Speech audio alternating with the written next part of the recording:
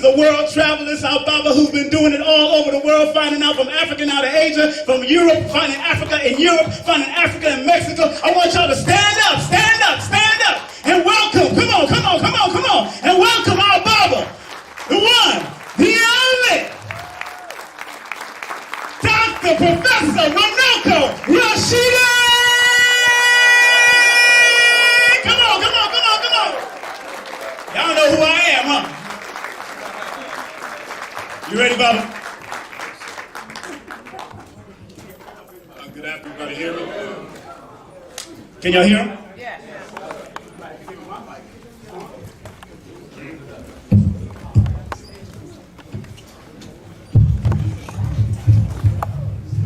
I kind of feel like, at least I would imagine, the Wizard of Oz. You know, the wizard behind the curtain?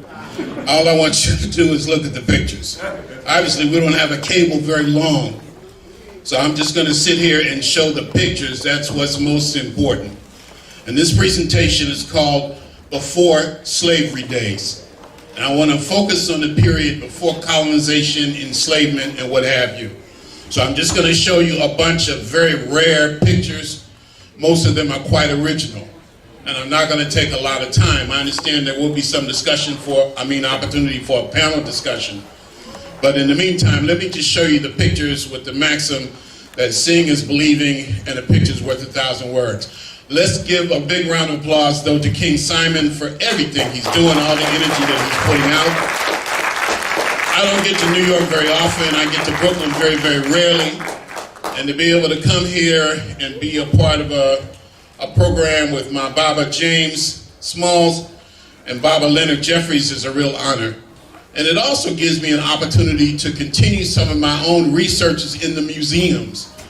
So I was able to go to the Brooklyn Museum before I came here. Tomorrow I'll do the Met, and then I move on to Boston. Why am I talking about museums? Because that is going to constitute the bulk of what I'm going to show you today.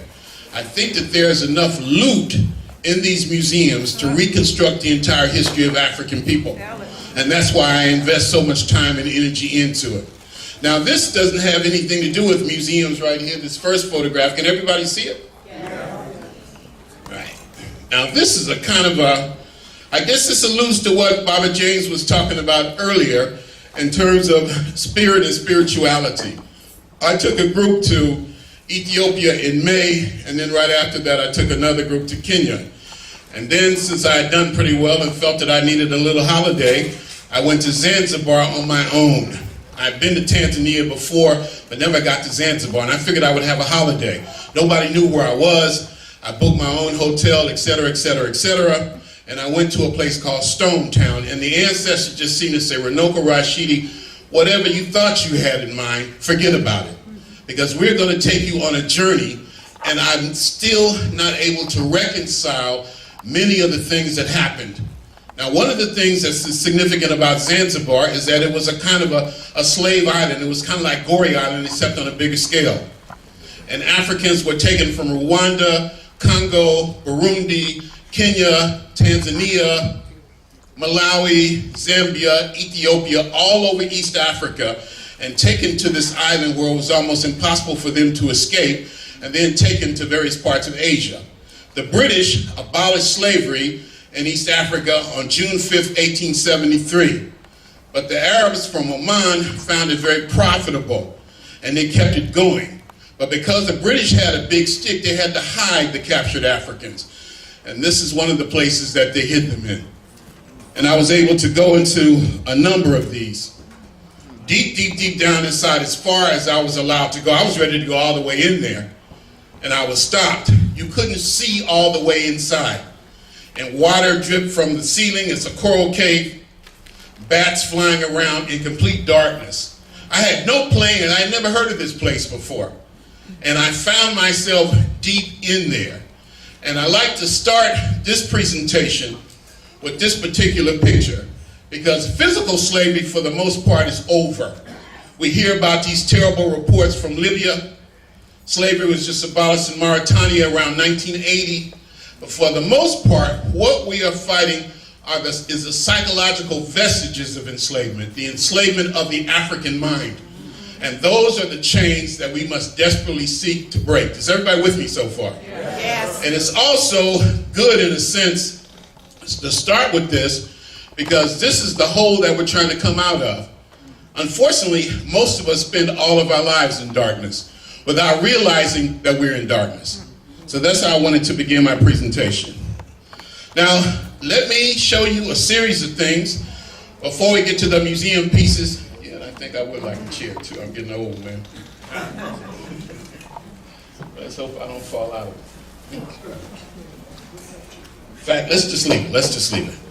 Now, some of the great African heroes and sheroes who come from more recent experience. For example, this is Jean-Jacques Dessalines. This is the first emperor of Haiti. We can never really repay the debt that we owe the sisters and brothers in Haiti, who are still suffering as a result of their attempt to throw off enslavement. And Jean-Jacques Dessalines is a person that we don't hear as much about as we do about Toussaint or Boukman or Christophe. But he had a real serious attitude about Europeans. And he's the first emperor of Haiti. This is my brother, my ancestor. This is Martin Robeson Delaney. He gave us the expression, Africa for the Africans. Garvey changed, in fact, he said, Africa for the Africans with black men to rule them. That was the way people talked at that time in the 19th century. Garvey modified it to be Africa for the Africans, those at home and those abroad. Delaney is the first African scholar that I'm aware of, African-American scholar, to wear African clothes when he lectured. He went to what is now Nigeria about 1868 or so, looking for a place to resettle, and bought all these beautiful African clothes. And so he started this tradition, Minister Brown, of wearing African clothes when he gave lectures. And even now, I'll put mine on. This is the great Martin Robeson Delaney. And then this is Edward Wilmot Blyden, a compatriot of Delaney. He is from St. Thomas in the Virgin Islands. He visited Kemet in 1866 and wrote about it in 1869. I'm going real quick. From Haiti, the great African scholar Antonin Firmin. Around 1880 or so, a Frenchman named Gobineau wrote a book called The Inequality of the Human Races, in which he established a kind of a racial hierarchy. This brother from Haiti debunked that. He said that's a myth, that there's only one race and that's the human race. And this is in the 1880s. Brilliant scholar, and his work has now been translated into English. And of course, Marcus Garvey, who wasn't a historian, but he understood the importance of history. Just like Malcolm, who was to come 40 years afterwards. If I had been around at that time, Garvey and I would have been real tight. All the great scholars worked around Garvey. J. Rogers, Carter G. Woodson, with very diverse backgrounds. But Garvey was a centerpiece. And this is from his tomb in Jamaica, Osagyefo Kwame Nkrumah, who took Garveyism or Pan-Africanism back to Africa itself. Nkrumah leads the Gold Coast Ghana to independence on March 6, 1957. And he immediately says the independence of Ghana doesn't mean anything unless all of Africa becomes independent. And the only way Africa could really be free was to unite. This is a powerful man here. In 1958, a year after independence, and by the way, you know who was at that independence ceremony? Martin Luther King was there. Chancellor Williams was there. I would have been there. Okay? Now, in 1958, he had another conference called the All-African Peoples Conference, and this is the first big Pan-African conference held in Africa itself. Patrice Lumumba left the Congo for the first time. Robert Mugabe was there. Frantz Fanon was there. Amilcar Cabral was there. Sekou Touré from Guinea was there. As a matter of fact, Guinea became the only former French colony to demand its independence. Charles de Gaulle went around Africa and talked to the Africans in the French colonies and convinced them to stay with France. Only Sekou Touré decided that Guinea was going to become independent. And so the French made an example of Guinea. They took the chalkboards, they took the light bulbs, they took the trash cans, as if to say, we're going to show you people you cannot exist without us. You know what Nkrumah did? He gave Guinea the entire national treasury of Ghana. That's unprecedented. And when Nkrumah himself was overthrown, Sekou Touré invited Kwame Nkrumah to be the co-president of Guinea. That's deep stuff.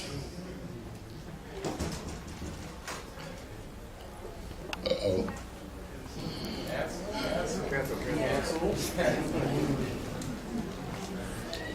Well, I haven't had sleep in about 3 days, so. Here's Runoko Rashidi. Yeah.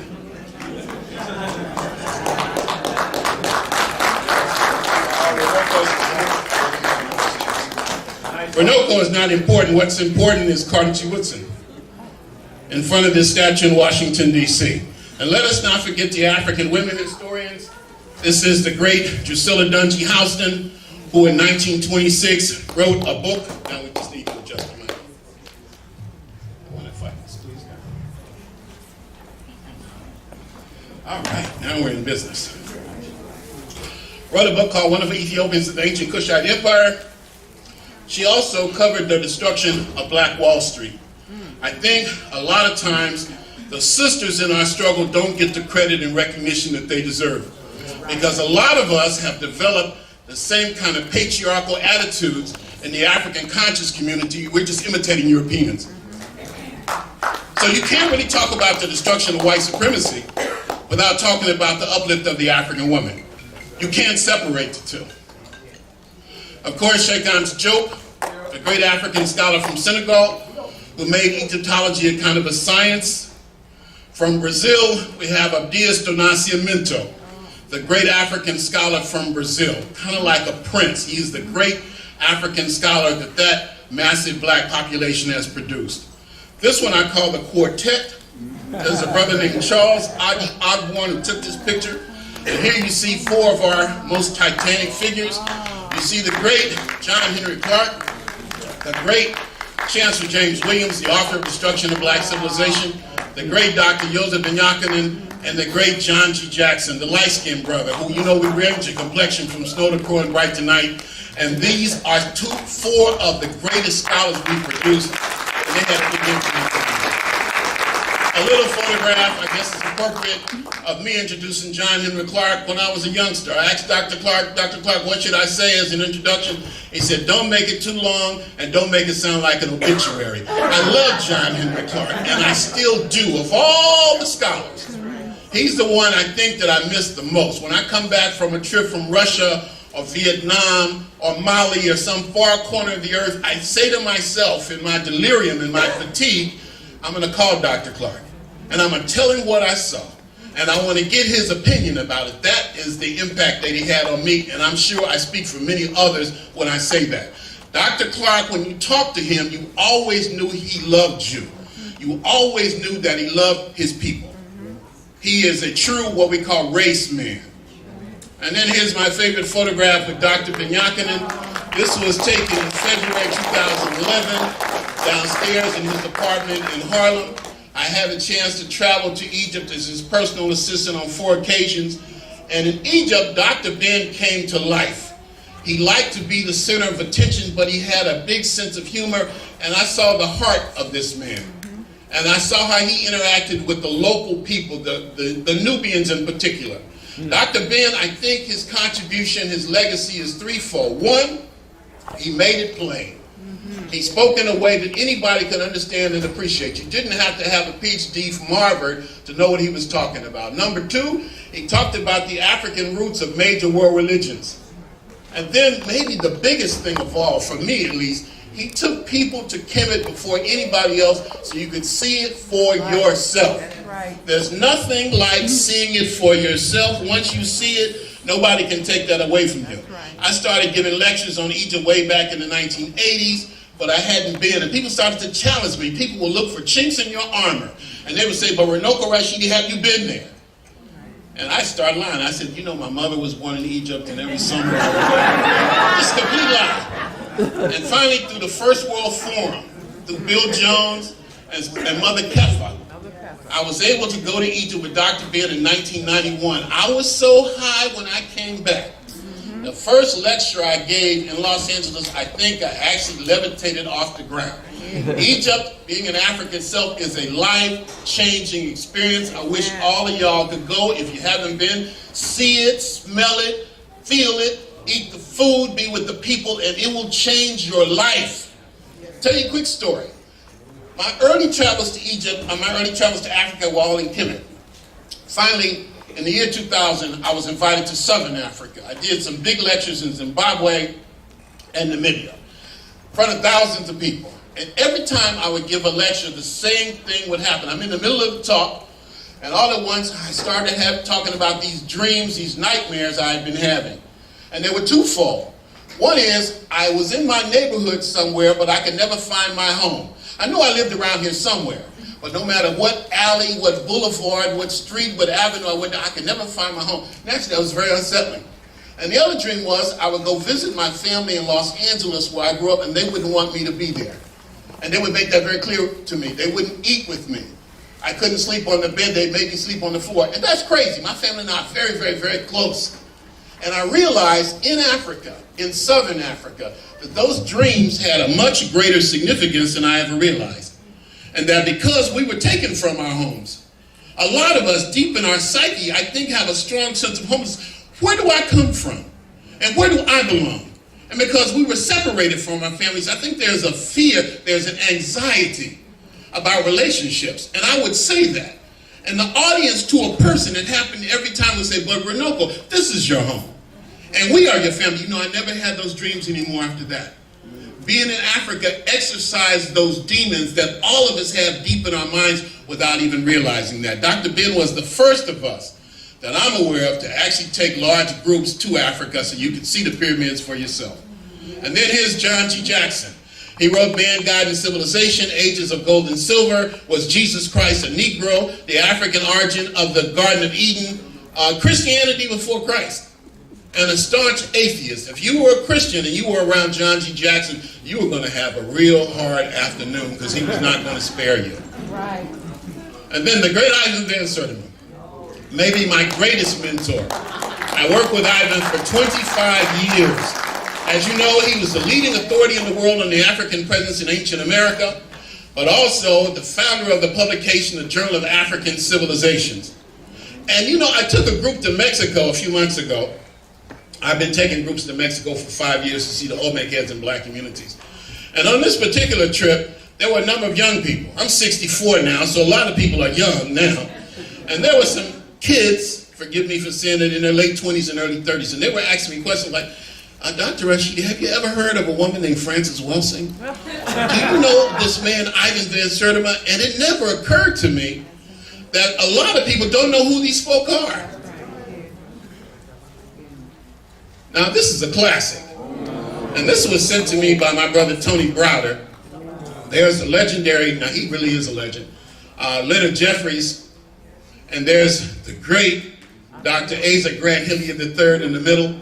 And there I am, and we're at the wedding of Tony Browder in Cape Coast, Ghana. Now that's a classic picture, isn't it? And Rosalind is over there somewhere. This is Mother Tanetta Muhammad, the widow of the Honorable Elijah Muhammad, who for some reason liked me and thought I was a great scholar. I know she was confused, thought I shouldn't joke. She thought I was a great scholar, and she would come to my lectures. And in April 2011, she invited me to come to Mexico with her to lecture to African Mexicans, sisters and brothers who have the lowest self-esteem of any group of black people I've ever met except the black untouchables of India. This is Gail Hansberry, and she's the daughter of William Leo Hansberry. William Leo Hansberry was a Dr. Ben and Dr. Clarke of his day in the 30s and 40s. I never met him. He died before my time. But I met his daughter at a recent presentation in Washington, D.C., and she says, you know, my dad would have loved your work. It's just a thrill went through me when I heard that. I don't want to leave the sisters out. This is Dr. Adelaide Sanford. You know, when she speaks to you, and she's got to be about 91 now, she always says, and my beloveds, and she says it in a manner, it really makes you think she believes that, and she feels that. And now this is a true African queen. Here I am with Senator Bill Perkins and Nana Camille Yarborough receiving an award at the Schomburg. And this is Marimba Ani at a UNIA convention, an author of Urugu. I don't think we give the sisters enough credit, so this is my opportunity to make up for it. This is Dr. Karen Ann Johnson, and she's the world's leading authority on the African-American scholars, educators, Anna Julia Cooper and Nanny Helen Burroughs. We're in Mexico in front of an artifact called El Negro. Yeah, that means the black. That's what the people who dug it up called it. This is an Olmec artifact that you never see. White scholars be talking about the Olmec, they just leave this out of the discussion because they're intellectually corrupt. Why is history important? This is where I'm going day after tomorrow. This is Boston. And this is a hotel I stayed in a few years ago. This is a hotel that Malcolm X used to work in. I didn't realize it at the time. Now I use this picture of Malcolm because it's very, very profound. Now we know Malcolm, our black shining prince, and Malcolm's parents were Garveyites, even though Malcolm at some point in time went astray and became tantamount to a common criminal. And he was incarcerated, unfortunately. He came under the influence of the Honorable Elijah Muhammad. He read J. Rogers, he read Carter G. Woodson, and he was transformed. What better example could I give to show the importance of knowledge of self? What better example could I give? Because people will say, Runoko, why is this important? Why should I care about what happened yesterday? I don't have a job. My woman done left me. I got a warrant out. And here you're talking about African history. Well, I would say if you don't know where you're going, any road will take you there. How do you plan for today and tomorrow if you don't know what happened yesterday? What you do for yourself depends on what you think of yourself. And what you think of yourself depends on what you know of yourself. And what you know of yourself depends on what you have been told. So if you are told you don't have the history, that you come from nothing, you'll embrace the N-word. You won't run from the B-word. It'll roll easily off your tongue. But if you know you come from greatness, you will aim for the stars. No goal is too much for you to achieve. And this is what we must instill in our youth. The sense that you come from greatness, you come from royalty. Act like it. Achieve it. Build on that. That's why history is important. Of course, one of my favorite images of Malcolm X giving the great J.A. Rogers, who lived in New York for such a long time, a big award. This is from Muhammad Speaks newspaper around 1960. This is interesting. This was my third trip to Cuba. I've been taking groups there the last couple of years. On the one side of this is a plaque of Martin Luther King. I didn't know it. All we had to do was walk on the other side and there's a plaque of Malcolm X. Wow. Another example of the importance of history. This is a brother I went to high school with, Stanley Tookie Williams. One of the most fearsome brothers that ever lived. The co-founder of the social organization, aka gang called the Crips. We went to high school together. Now and then he'd walk up to on the bus stop and see me and say, give me a quarter. And sometimes I'd give it to him, and sometimes I'd give him the middle finger and got away with it, right? This is before I knew who the Crips were. If I knew who the Crips were at that time, I said, here's 50 cents, you take it, please. They didn't have the reputation that they developed. 20 years passed by. And Tookie went on to do his thing, and I went on to do my thing. By this time, through working with Dr. Van Sertima, my work had been circulated in the prisons. And I'm getting all kind of letters, I still do, from brothers in the penitentiary all the time. Can you send me a book? Well, one time it went beyond that. And a woman came up to me or contacted me and says, my friend is on death row. And he and two other brothers, former members of the Crips, are also on death row. And they've written a book about African history and African children and African poetry. And they heard about you.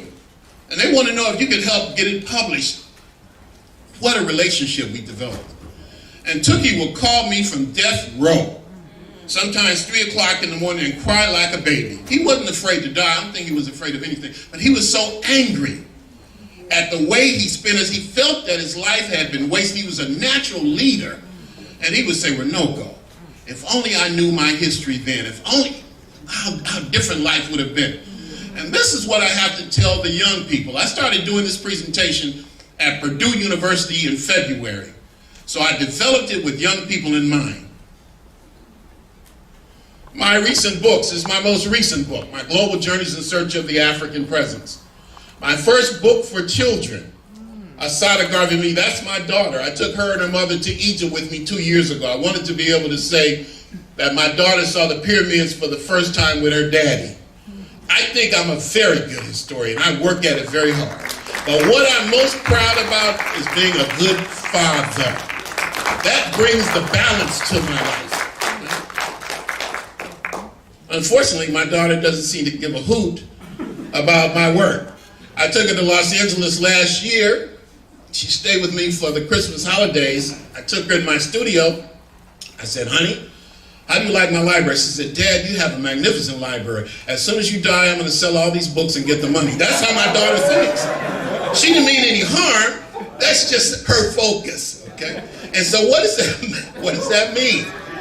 That means if biological family doesn't accept what you do, you need extended African family. That's why this gathering today here is important, because a lot of times the people who are closest to us are the ones who reject us the most. And so we must reach beyond that. Ivan Van Sertima said, Runoko, the worst thing is to feel that you are alone. And this is my book dedicated to Dr. Van Sertima. My little travel notes. My book on the African presence in early Europe. My sixth book on the African presence in early Asia. These images that I'm going to show you now are what the first modern human beings look like. This is a reconstruction, according to scientists, of the first modern human from Morocco. The first one we have bones of. We can do DNA analysis and reconstruction 160,000 years ago. He looks like 50 Cent. This is what BBC says the first people of Eastern Europe look like. This is what the scientists in England say the ancestor of the Brits was. This is 10,000 years ago. And this is a brother called Cheddar Man. Cheddar was the place these bones were found over 100 years ago. And now they've been reconstructed through DNA analysis. So the British must really be having a tough time. You got this sister that's been married into the royal family, and then they find out that their very ancestor was black. They must be suffering, saying, oh my God, what did I do to deserve this punishment? This is out of place. This is from Asia. These are reconstructions of the first people of the Far East.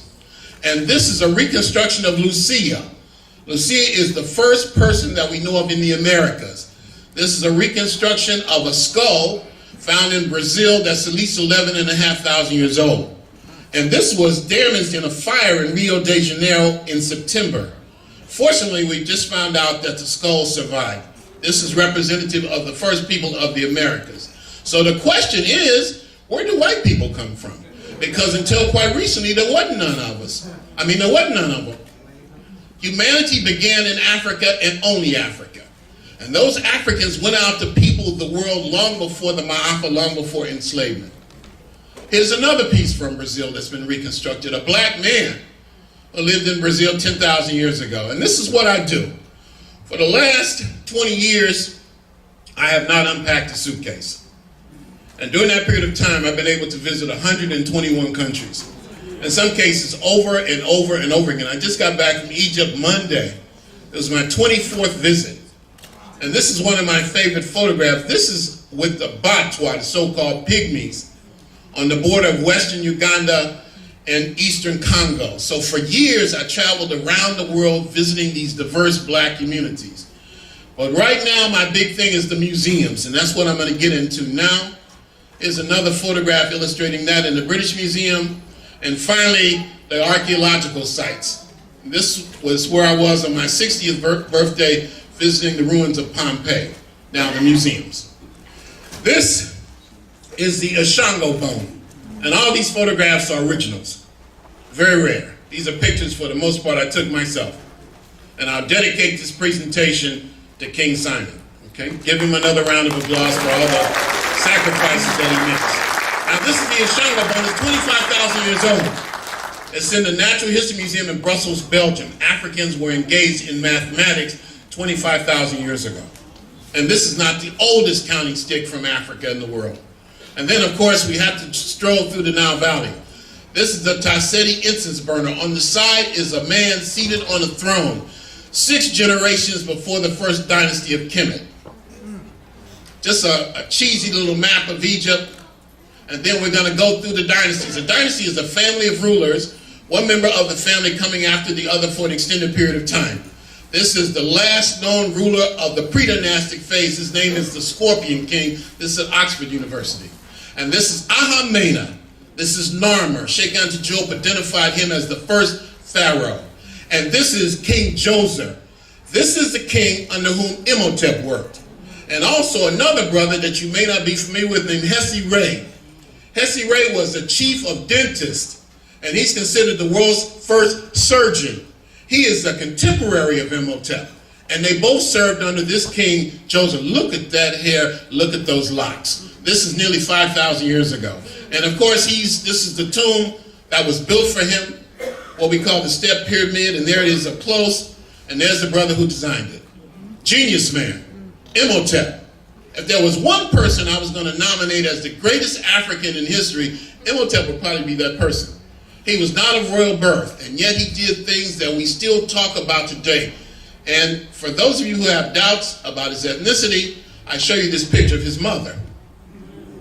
This is a little statue in the Louvre in Paris. One day I was walking through the Louvre, and a voice seemed to call me and says, "Runoko, turn around and look at me." And this statue seemed to be calling my name. Now, there should be no doubt about her ethnicity, but if there is, I compare it to these sisters from the Omo Valley, Sister Yah in southern Ethiopia. Let's look at it again. A bunch of these. This is not a coincidence.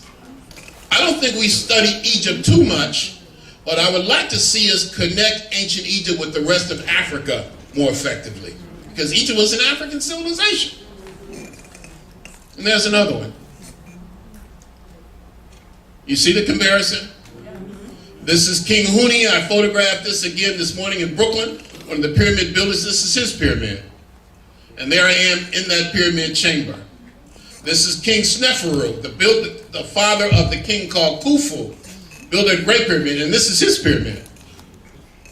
And this is King Khufu. This is the builder of the Great Pyramid. And this photograph has been identified as King Khufu just within the last 2 or 3 years. I took these pictures in Germany in January 2017 and 2018. Let me show you again. Look at that happy to be nappy hair. I could do a whole presentation. In fact, I want to do it just on hair, because that should tell the tale right there. His pyramid ship, where it was buried. The Great Pyramid and the pyramid of Khufu's son Khafre. And this is Khafre. You can always tell this pyramid because it still has limestone on the top. This is probably what the pyramids actually look like. They're made of granite, but they were coated with limestone. And they were buffed, and they were polished, and they shined them up. Now the Great Pyramid, the pyramid of Khufu I just showed you a moment ago, sits on 13 acres. And it's 486 feet high. And it's composed of 2.3 million blocks of hard granite stone that weigh about 5,000 pounds each. And when it was finished, it glittered like a diamond. Now imagine that, a diamond 486 feet high, sitting on 13 acres of land. This is what our ancestors did. We may never build another pyramid, but we are capable of doing great things. That's the whole point. All right. Khafre again. And of course, a lot of people believe that he is responsible for having this monument, Hormaki, carved in his own likeness. This one I show because this drawing was done 50 years before Napoleon. A lot of us are led to believe that Napoleon trained his artillery on the face of Hormaki, the Great Sphinx, and that's a complete myth. And I'm the last person to defend Napoleon, believe me. But this was done 700 years ago by a group of Muslim fanatics. And Napoleon just got a bad rap. There's a close-up. This is what I love to see. I love to see black men and black women together. Amen. I say. Black love is the greatest form of resistance to white supremacy. Now here's a brother that is racially and I'm gonna put it on the brothers more than anybody. Racially, because there are a lot more sisters than brothers. See, let me just tell you what I was going to tell you before I digress. Here's a brother racially profiled from cradle to grave. When you walk in the store, the security guard focuses on you because he just assumes you're going to steal something. You're the last one to get the job, the first one to get fired. Usually you're the first one to get killed in the movie. And yet a brother will quite often tell you when he got that blonde, I couldn't help who I fell in love with. Are you stupid? You couldn't control your emotions? What do you mean you couldn't help it? That you don't see color, you don't see race. More than anything, the idea of black men not being with black women frightens me. Because if we're not talking about black love, what are we talking about? What's the point? How can you not see color? Are you Mr. Magoo? Are you Stevie Wonder? It's all around you. Look at how they are holding and embracing one another. You do not see this in Greco-Roman art. You might see two men holding one another. You might see a man and a goat, a man and a pig. You might see a bunch of women holding one another, but you will not see a man and a woman in Greco-Roman art. Plato thought that the idea of a romantic relationship between a man and a woman was a form of insanity. That's a platonic relationship. Tell the truth. So here we use a lot of these cast-off terms without really understanding what we're talking about. I don't know about you, but I don't want to be in a platonic relationship. Look how proud they are to be together. And she is not inferior. In ancient Africa, the black man's sense of security was so powerful that he did not feel threatened by the black woman. The line of descent is traced through the female side of the family. All right. From Dynasty 5, more pyramids. And that is what Baba James was talking about. These are the pyramid texts. This is from the tomb of a 6th dynasty, a pharaoh named King Teti. This says it all. Now here is a king who became the king of Egypt when he was only 10, and he died on the throne at the tender age of 104. But his mother is the throne here, as you can see. I love black women, and I'm not scared of them. I don't run from them, I run to them. And I can never say enough good things about black women. And if you ever have anything bad to say about black women, don't come around me. Just keep stepping.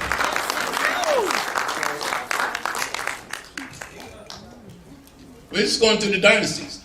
Now this is Imhotep II. This is the first time that I'm aware of that we see the color black used in ritualistic fashion. We know that these were black people, they were Africans. But black also had a symbolic importance. And the color black represented deification. It represented divinity. Make a long story short, the color black was the color of God. And for some of us, it still is. And this is his queen, because what good is a king without a queen? Right. Look at the hair. More hair. I flew all the way to Lisbon, Portugal to make this photograph. And I joke and not joke, I tell people, you know, I used to have an afro like that, and the audience just burst out laughing. They can't imagine that. So I decided to put this picture from Somalia in there, and then just for good measure, I put a picture of me in there when I was 18. I did have an afro, and you know who that is standing next to me? That's my father. And next to him is his brother, my uncle Justus. That was his name, Justus. And this guy is the toughest brother I think I ever met. I've been traveling most of my life, and you know how I started traveling? I started traveling to San Quentin to visit him in maximum security prison because he shot a cop in the 1950s. Yeah. It took a pair of them to do that.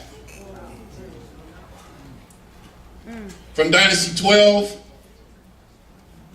the 12th dynasty, you can see, if you see a comparison here. All from the 12th dynasty, look at these locks. This is my favorite king, Imhotep III. Those big Barack Obama ears. The idea was the bigger the ear, the more you could hear. The more you heard, the more you would know. The more you knew, the more power you would possess. This is in Vienna, Austria. Can't get any more African than that. In Copenhagen, Denmark, in the form of a Sphinx. Look at the hair. The first known example of martial arts. This is in the Bani Hassan tombs 4,000 years ago. I'm going to take a group there next year. From the 18th dynasty, Tutmosis I. And this is, I've been saying this is Hatshepsut right here. And Hatshepsut is the most powerful of the female kings, the female pharaohs, and this is her temple. And on that temple is his full-figured sister, who is the queen of the land of Punt, the land of God, according to the people of Kemet. Her nephew, Tutmosis III, a great militarist, and his obelisks are taken. One of them is down in Istanbul, Turkey. And here's God Amen painted black. That's where we get the expression, Amen. And this is Amenhotep III. This is the husband of Queen Tiye, the father of Akhenaten, Tutankhamun's grandfather, Nefertiti's father-in-law. I found this one in the Netherlands in a town called Leiden. He reigned for 38 years. He is maybe the greatest king in the history of Kemet. Look at that African face. Look at it hard, because you ain't going to see it on the Discovery Channel or the Learning Channel, and you damn sure ain't going to see it on BET. It ain't going to be on Empire or Scandal or Greenleaf or whatever it's called. Here he is again and again and again. Well, what good is a king without a queen? This is Queen Tiye. And there she is as a young sister. And again and again. And looking serious. And that's the one. That's the one we've all seen. This is what a regal African queen looked like in ancient Egypt. And there they are together. And two of their daughters. And just to compare with these two girls in Ghana, I used to teach school in Ghana. And one of the things about some African countries, when the girls go to school, they make them keep their hair cut short until they're about 14 or 15. So the hair is not an issue. You don't see them with a weave down to their waist. And you don't see brothers with their pants sagging. I love to teach school there. I never have to say, sit up, be quiet, stop texting, stop sexing. I'm talking, and I don't have to pass through a metal detector. And these young people act like they want to learn. They are an open vessel. Yes. And to me, they're adorable. One of the sons of Imhotep III and Queen Tiye, and compare it to this photograph of his young brother in the middle. Look at the attitude this little boy has. Like, Dr. Rashidi, you better get this picture straight, okay? Because otherwise we're going to have a long talk. This is Akhenaten, identified as the world's first monotheist, although Africans always knew that God was one.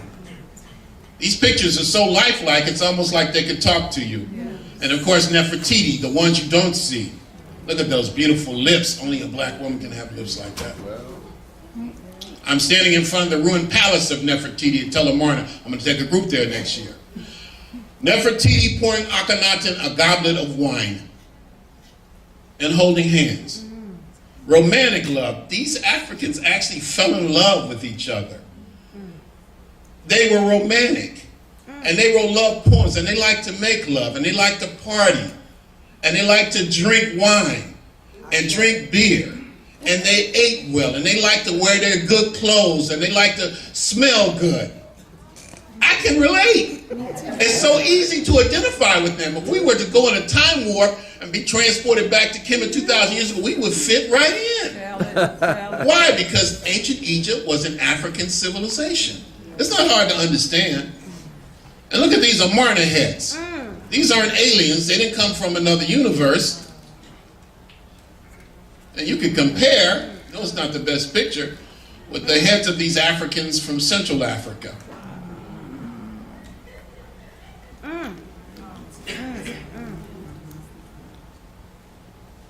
These are the young girls as they grew up. And this is in their tomb. I'm the only person that I know that's been in the tomb of the daughters of Akhenaten and Nefertiti. And I had to pay a hefty bribe of about $50 to take that photograph. But I had to have that photograph because once I saw those booties, I had to show it to the world. Because it tells the whole story. In the tomb. This is called A Stroll in the Garden. King Tut and his beautiful young bride. And these are images of Tutankhamun you rarely see. That's right. This is Amos Nefertari, a black woman who was deified. An unknown king in one of those tombs. A banquet scene. This is what we use on the cover of my calendar. And hair extensions. Yes, hair extensions. All I can guarantee is that they didn't get them from the Koreans on the corner. That's all I can tell you. Or the Vietnamese.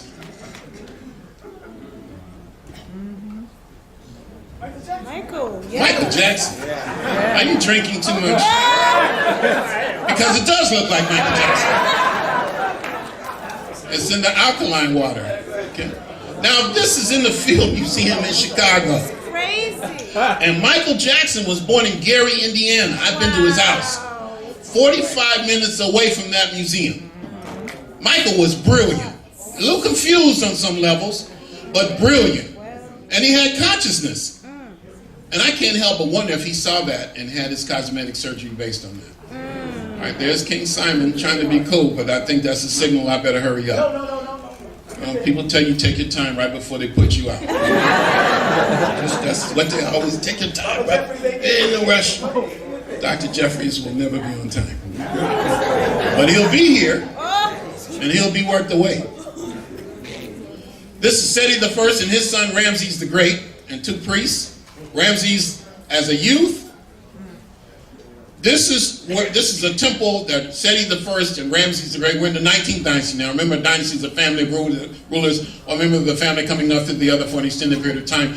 It was believed that the head of Osiris, Asar, is buried in there somewhere. And these blocks are massive. And then, of course, this same temple, or the temple in front of that, what I just showed you, has these objects, which looks like a whirlybird, and a helicopter, and a submarine. Or a whirlybird, which is a helicopter, a submarine, and some kind of flying object. This is 3,200 years old. And I've never gotten a good explanation for this. And this is also where you have the Immaculate Conception, where Asar, who is a resurrected savior, but who has been castrated, his wife Aset, who invented the concept of domesticity and invented the wedding ring, who was also a magician, could change form and turn into a bird and fluttered over the body and became pregnant. And this is where you see the best example of it. We know it's Aset because the name Aset means the throne. This is who the world knows as Isis. But Aset means the throne, and you see a little throne in front of the bird. All these are Ramses the Great, who lived to be about 90, who had about 300 children, who is a warrior king, but signed the world's first peace treaty. This is in Warsaw, Poland. This is a necklace he used to wear. Look at that nappy hair. This is in Budapest, Hungary. You see what I've done with my life? This is my obsession. Everybody can't do everything, but everybody can do something. And this is the thing that I do. And I try to do it well. Why? Because our ancestors paid a price for us to be able to do what we do. We're not just here because we are strong or we are brilliant. Our ancestors paid a price for us to be sitting in this room today. We should always acknowledge that. And pave the way for future generations. Our sister who did the libation spoke to that. What will future generations say about you and me? And what will your statement in life be? All right. And of course, Abu Simbel and the Tekken of Ramses II. This is in front of Luxor Temple, and this is the one that was taken away. This is now in Paris. So there are 2 of these. Ramses painted black. Ramses and his great love, Nefertari. From a coffin lid, this is in Poland. Look at how detailed the braids are. This is in the Musée du Louvre in Paris. Another early example of martial arts. This is at the Temple of Medinet Habu in Kemet. This is Ramses III. This is a Kushite. He's from the land of Kush. I know when a lot of y'all think of Kush, you're not thinking about a land in the Valley of the Nile. Well, I'm from California, so I know better. And here you are. Now, my brother Yasir Rahotep says this is Kemetic yoga. Other people say she's an acrobat or a dancer. I could easily do that, but I don't want to take the time to clear the table, and I don't want to embarrass the young people in the room, but next time I come, I'm going to do this for you. Asar, the Lord of the Perfect Black. I said in Heru, and look at these. Now, these are pictures I was not supposed to take, but I had a little cell phone, and there was nobody around, and I didn't think these sisters would mind. This is 3,000 years ago, and these are the queens of the 20th, 21st, and 22nd dynasties. I show you 3 of them. Her name is Najmet, and this is Hinatawi. Look like she just died not long ago. And here's the 3rd. I snuck these photographs. I guess snuck is a word. But these pictures, I think, tell the story. We should not have to have discussions in 2018 in November as to whether these were African people who built the pyramids. That's beneath, to me, intellectual exchange. I won't argue with people about it. But some folk, no matter what you say, no matter what evidence you present, they're never going to believe. They've made up their minds that we never did anything. And I will not devote time to them. There are enough people with open minds that I want to appeal to. For those who believe, no proof is necessary. For those who don't believe, no proof is ever enough. So I would not argue. This is Amenhotep. She's the most powerful woman in the world 2,700 years ago. She was a governor of the city of Waset. Her power was tantamount to that of the pharaoh herself. In fact, the pharaoh was her brother. This is King Shabaka and King Taharka, and Taharka again in Dynasty 26, the last native ruler of Kemet. The woman here, I hope you can see her, is Cleopatra VII. And before I go any further, let me apologize a bit to the technicians. They worked very, very hard to set this up. I was a little frustrated because we had to put it in the corner. But these sisters and brothers quite often never get the recognition that they deserve, but they are the ones who make these programs work. So my brother, I apologize, okay, if I was a little short. Thank you for everything you're doing. Our brother from the Greco-Roman period in Egypt, from Kush, and my brother Tony Browder, I took this picture in Kush, in Sudan. These are the Kintakas, the Queen Mothers, the holy mountain of Gebel Barkal, where people believe the spirit of Amun dwells. And this is where we stayed. I took a group there 2 years ago. We actually spent the night out there. We pitched tents. You had to really want to be on this trip. 110 degrees. For days at a time, no running water, no showers, no flushing toilets, in complete darkness. You had to really want it. And yet it was a trip of a lifetime. And I think everybody who was on that trip is ready to say, Runoko, when you going to do it again? This is all from the Sudan. This is the Julia of the Kintakas, the Queen Mothers. This is the land of gold. And look at these young brothers. Look at how dignified they look. This is deep in Sudan, north of Khartoum, but I was able to get them to crack a smile too. And this pretty little Nubian girl, doesn't she look adorable? You're talking about a brat. She made fun of my bald head. She made fun of my bow legs. She got mad at me because I didn't want to spend $10 on this doll that had been made in China. And I really thought, I wonder if she could float in the Nile, because I was really thinking terrible, terrible thoughts. These are brothers in South Sudan. Now that's black. And I looked at them and they looked at me and they said, Dr. Rashidi, is something wrong? I said, yeah, something's wrong. And they said, what? I said, I'm jealous. They said, jealous of what, Dr. Rashidi? I said, y'all so black. And they said, come stay for about 1,000 years and you'll look just like us. And there he is. Christ arisen. The Coptic Christ. Emerging from his tomb after the crucifixion. This is in the Coptic Museum in Cairo. With an afro and fair skin. And all his disciples are exactly the same. From Carthage. And this is all the Romans left of Carthage. And a little boy that I photographed in southern Tunisia. And somebody said I look like this brother from Tunisia. You be the judge. And Aksum in Ethiopia. And the great church of St. George at Lalibela. And you can see it from the side. The local people say this was built by angels. And funny looking little angels to me. Look at the wings and those big eyes. This is in Gondar, Ethiopia. Sister Yaha took some wonderful photographs from Gondar. She was a pleasure to travel with. She's one of our great educators and one of our great activists. And just a joy to be around. With a very mischievous sense of humor, I might add, too. No, we're going to let that go. This is from Great Zimbabwe. My point is just to show that civilization in Africa was continent-wide. The ruins of Great Zimbabwe. And Mansa Musa in Mali. And his predecessor, Boubacar II, sailed across the Atlantic Ocean. And there I am with the Niger manuscripts, similar to the Timbuktu manuscripts, ancient African writings. And from Nigeria, and Nzinga from Angola.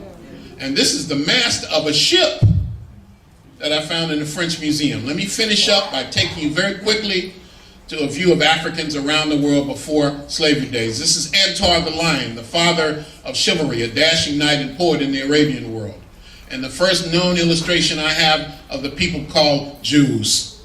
And here I am with a black Palestinian, and from ancient Iran, and a sister from Yemen, and India. Of course, I've spent a lot of time with black folk in India, so I'll go through these very quickly.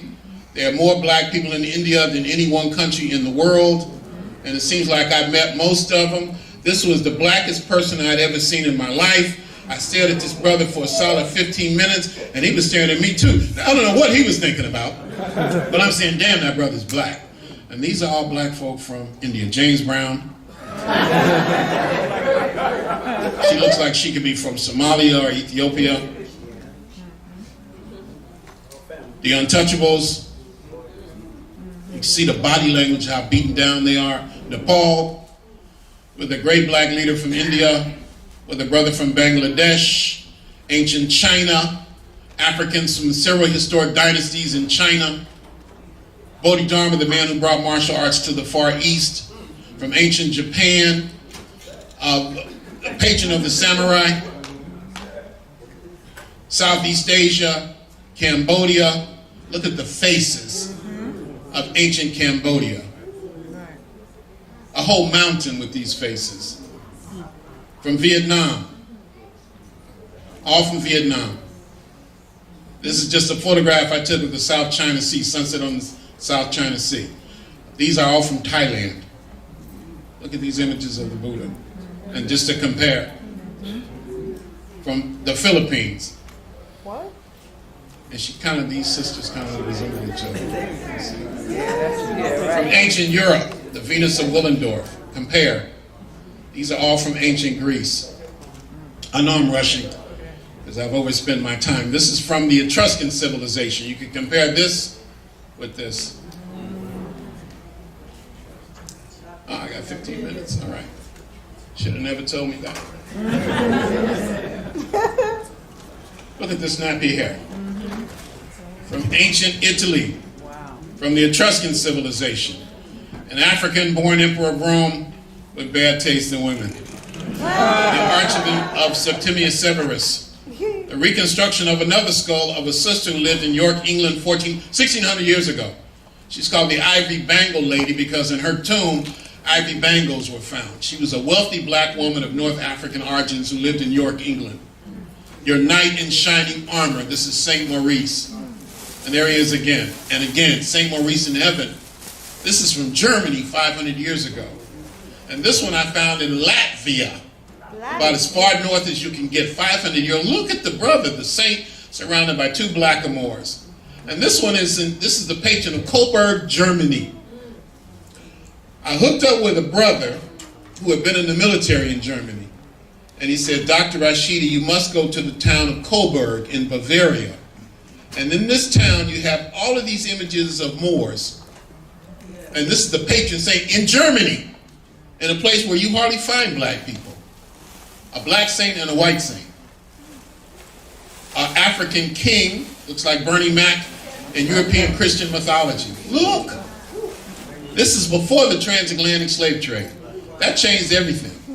And then the Black Madonnas. This is my favorite one from Switzerland. Look at how muscular little Jesus is, like he's been going to the gym. In Prague in the Czech Republic. In Halle, Belgium. This is interesting because the Black Madonna is actually breastfeeding the child. Now, because they are black, they are all thought to be able to perform miracles. The miracle attributed to this one is that she stopped an invading army. Supposedly, she caught 33 cannonballs in the lap of her skirt. I didn't believe it. You probably don't believe it, but just for the hell of it, I took pictures of the cannonballs anyway. Oh.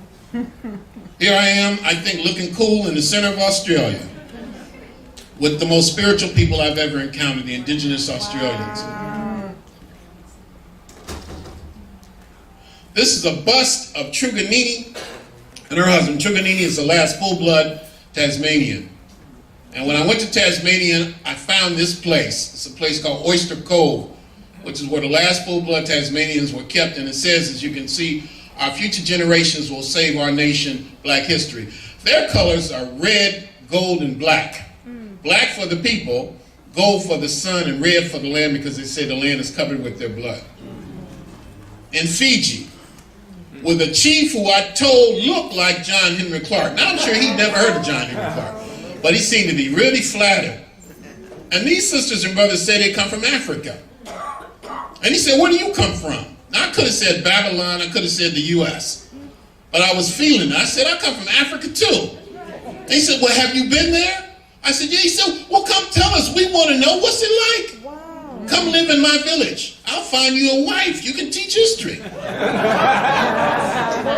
We'll just leave that one. In Bougainville, Papua New Guinea. These are the people of Melanesia. 50 Cent. And you have these natural blondes in East New Britain. And Bougainville. And this sister who I really fell in love with in about 5 minutes. It don't take long for me. Why did I fall in love with this woman? Because I ended up somehow on a tour bus with a bunch of rednecks. If they were around today, they'd be having Make America Great caps on, right?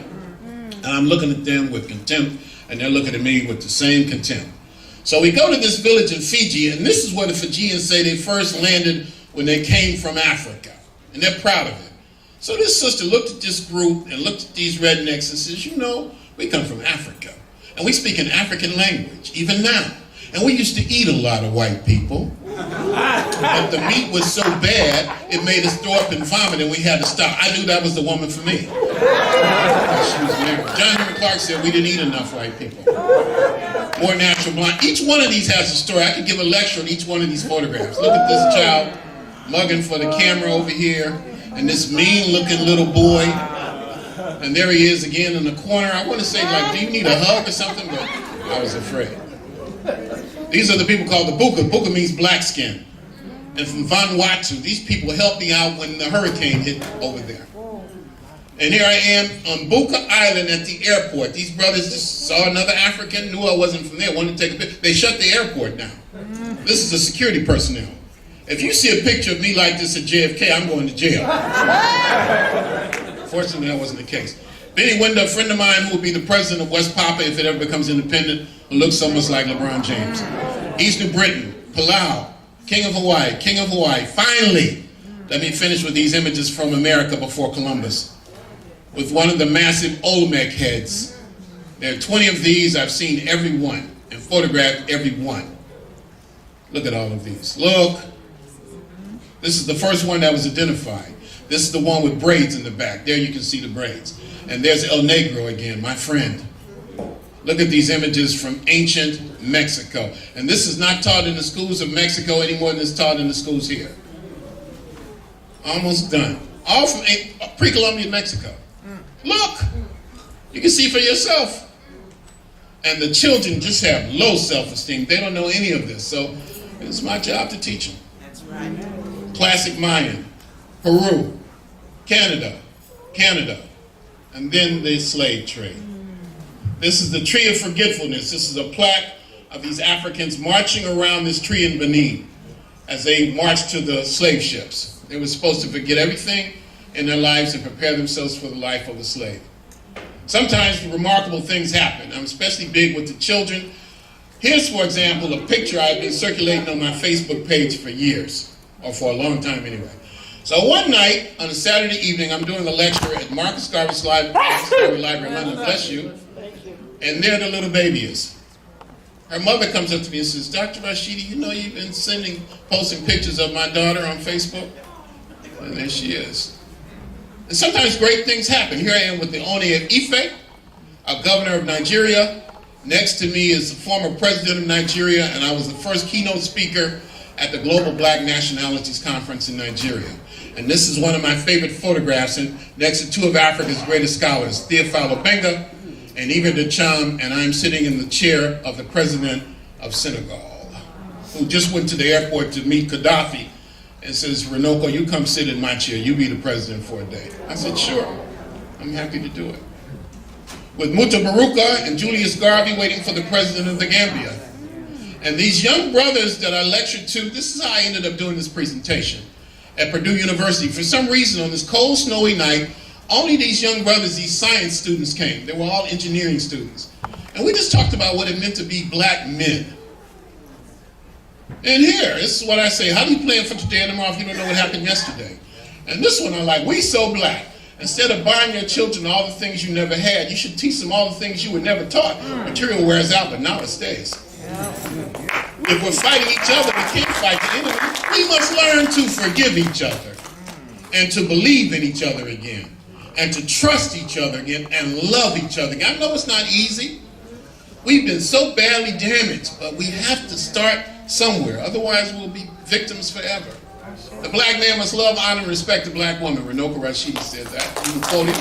Black love is beautiful. Black is beautiful. Being black and powerful will be even better. Let's work for that.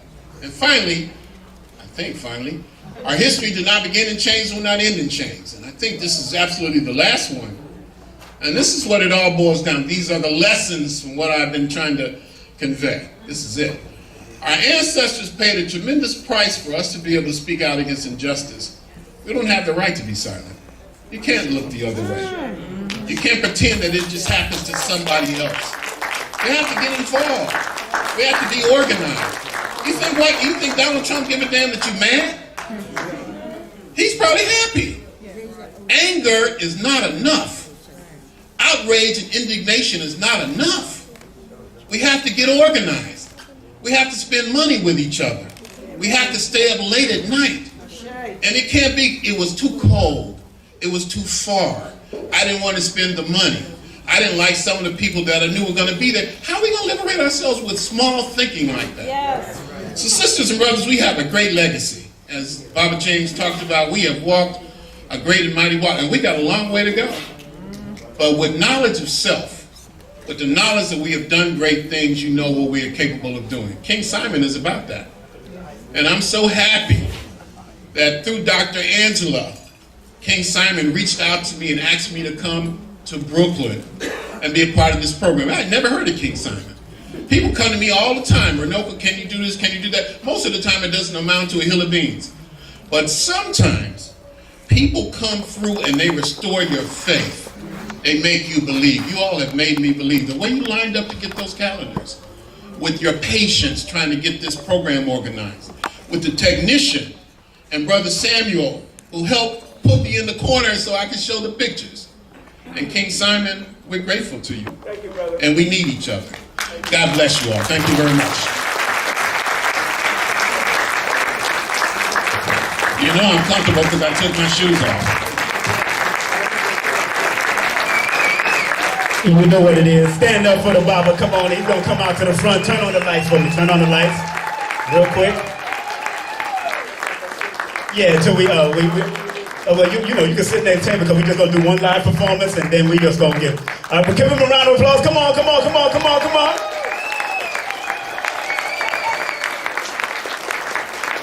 Man, oh yeah, we gotta keep these elders coming, man. Come on, you gotta give it to them again. Give it up to them again, and Bible Smalls also give it to them again.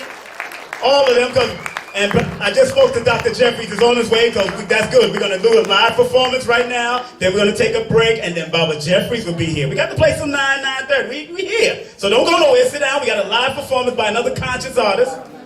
Before y'all go out and take a break, and then before y'all run. Asante, and thank you very much, brothers and sisters.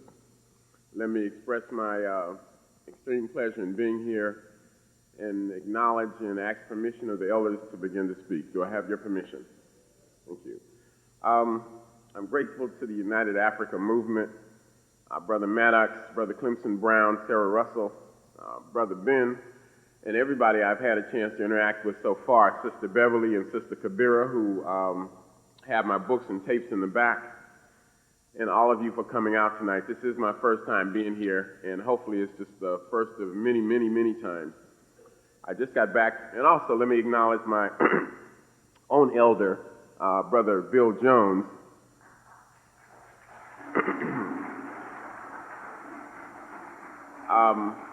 Brother Bill and Sister Kefa Nephthys, his wife, his queen, have been like a mother and father to me for the last 5 years or so.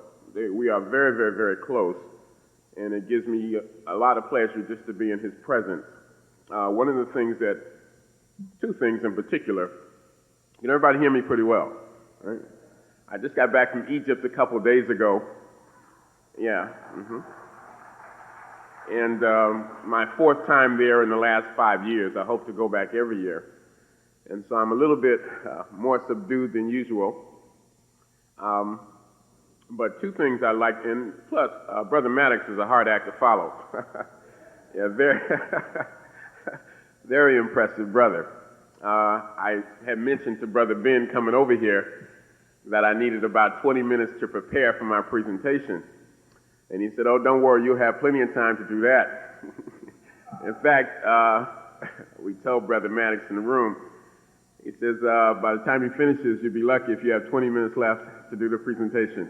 But I have more than enough time. I'm pleased to be here. And just for me, would you acknowledge Brother Alton Maddox personally for all the work that he's been doing?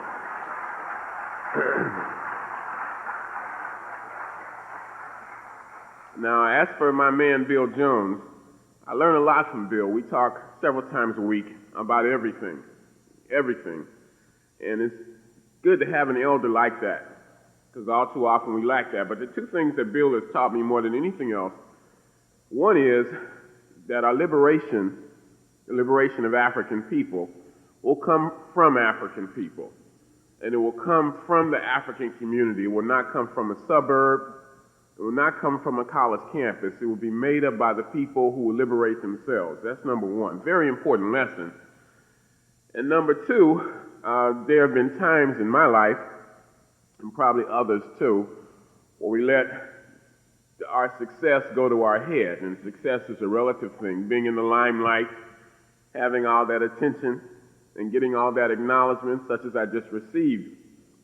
Well, we were discussing that one day, and I was pointing out, Bill, this makes me feel very important, makes me feel very special.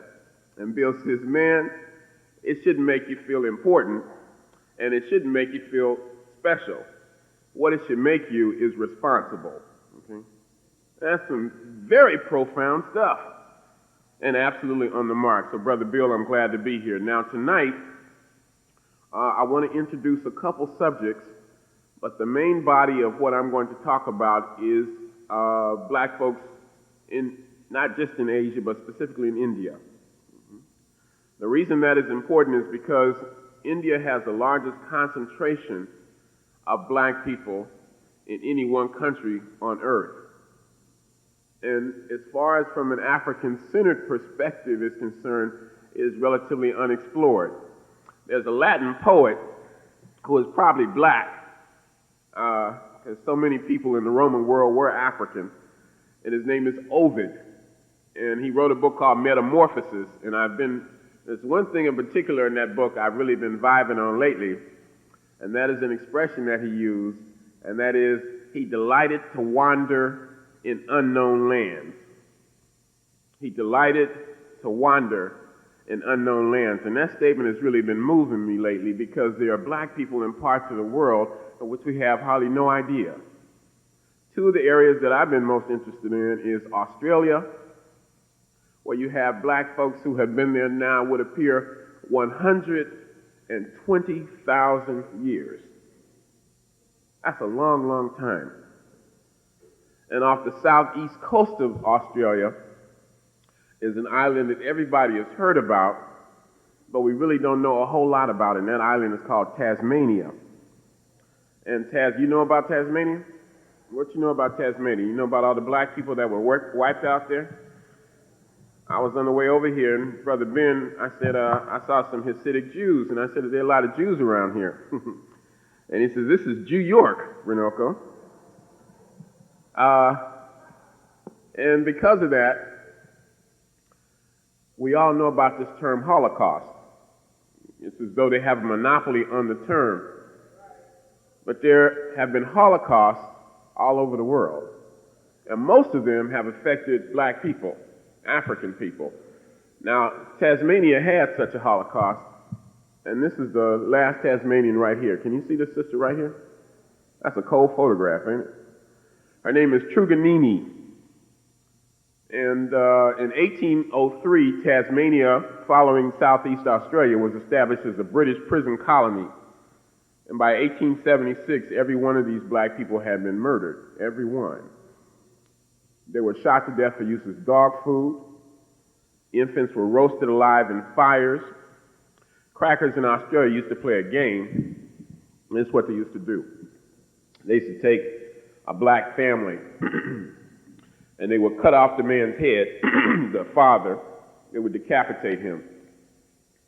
And then they would take the widow and they would repeatedly rape her. And sometimes they would cut off the man's head and attach it on a string and tie it around her neck. And then of the surviving children, they would bury them in the sand up to their necks and take turns kicking off the heads of the babies. These are not pleasant things. Not all of our history is pretty, but these are things that we must know. History is very important. It tells you who you are, tells you what you are, tells you who your enemies are, what you can do, and what you must do.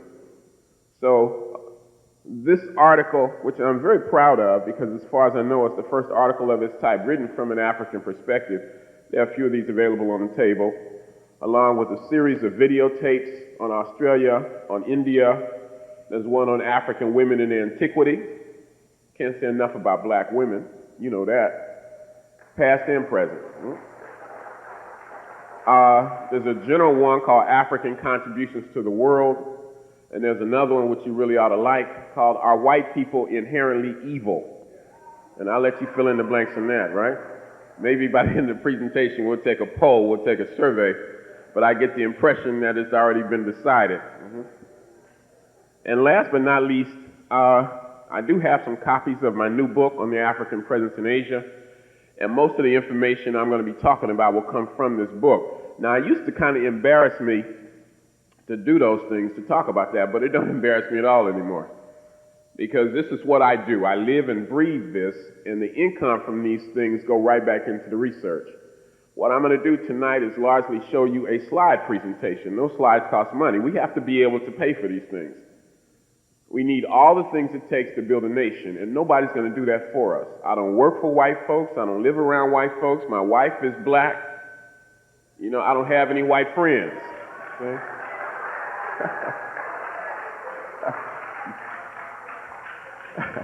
I can see this is my kind of audience, okay? How come I ain't been here before to the United African Movement? We're going to have to make up for lost time because I love to run my mouth, right? I love to talk about African people. You're talking about getting a thrill and a rush. All I did in Kemet last week was to lecture. One time I got so excited, I was on a cruise ship near Kanambo, lecturing to about 80 black people. I got so pumped up, I thought I was going to levitate for a minute. I thought I was just going to literally get up in the air and fly around. History is one thing that can do that. History is one thing that can excite us. And we need to be excited perhaps more than any other time in our history. So everybody with me so far? Okay, before we really get into it, we're going to turn the lights down and I'll begin the slides because I want to do a show and tell thing. I was fortunate enough to meet him a few times. Not a whole lot, but I met him a few times and we talked on the phone, and I'm honored to have had that opportunity. One of the greatest things that has happened to me in my life, since I've been in the struggle, about 25 years now, is to meet some of these elders, some scholars, some activists, and you got to be both. Kwame Nkrumah said that thought without practice is empty and action without thought is blind. That you can't just be an intellectual and you can't just be an activist all by itself, but somehow you have to combine those. Dr. Scobie just joined the Ancestors, about 3 weeks ago? And he did some serious work. And I hope that the rest of us, when we do go, because we're all getting out of here at some point in time. In fact, I was in the Valley of the Kings, probably my favorite part of Egypt. And in all the tombs, and on the papyri, you have all these judgment scenes. And you see the god Ampu or Anubis taking the deceased by the hand and leading before Asar or Osiris, the great judge, with the 42 other judges behind him. And you know the scene where you have the scale, and you have the heart on one side of the scale, and an ostrich feather. It's interesting that you should have an ostrich feather, because the ostrich is an animal indigenous to Africa. And people be talking about, was Egypt African? Okay, what a foolish question. And you have the ostrich feather on the other side. And the bottom line is, you will be judged by your deeds. Now, that man can be judged by his deeds. And one of the greatest pleasures I've had is having an opportunity to interact with people like Dr. Ben, Dr. Clarke, Bill Jones, Chancellor Williams, John Jackson, Charles Cofer, and a host of others, okay, that give us inspiration. It is said to speak the names of one's ancestors is to make them live again. So we speak Dr. Scobie's name and acknowledge his work tonight. I wanted to begin with that. Also, I just wanted to mention a couple other things as I get into the main. Can everybody see so far? Right.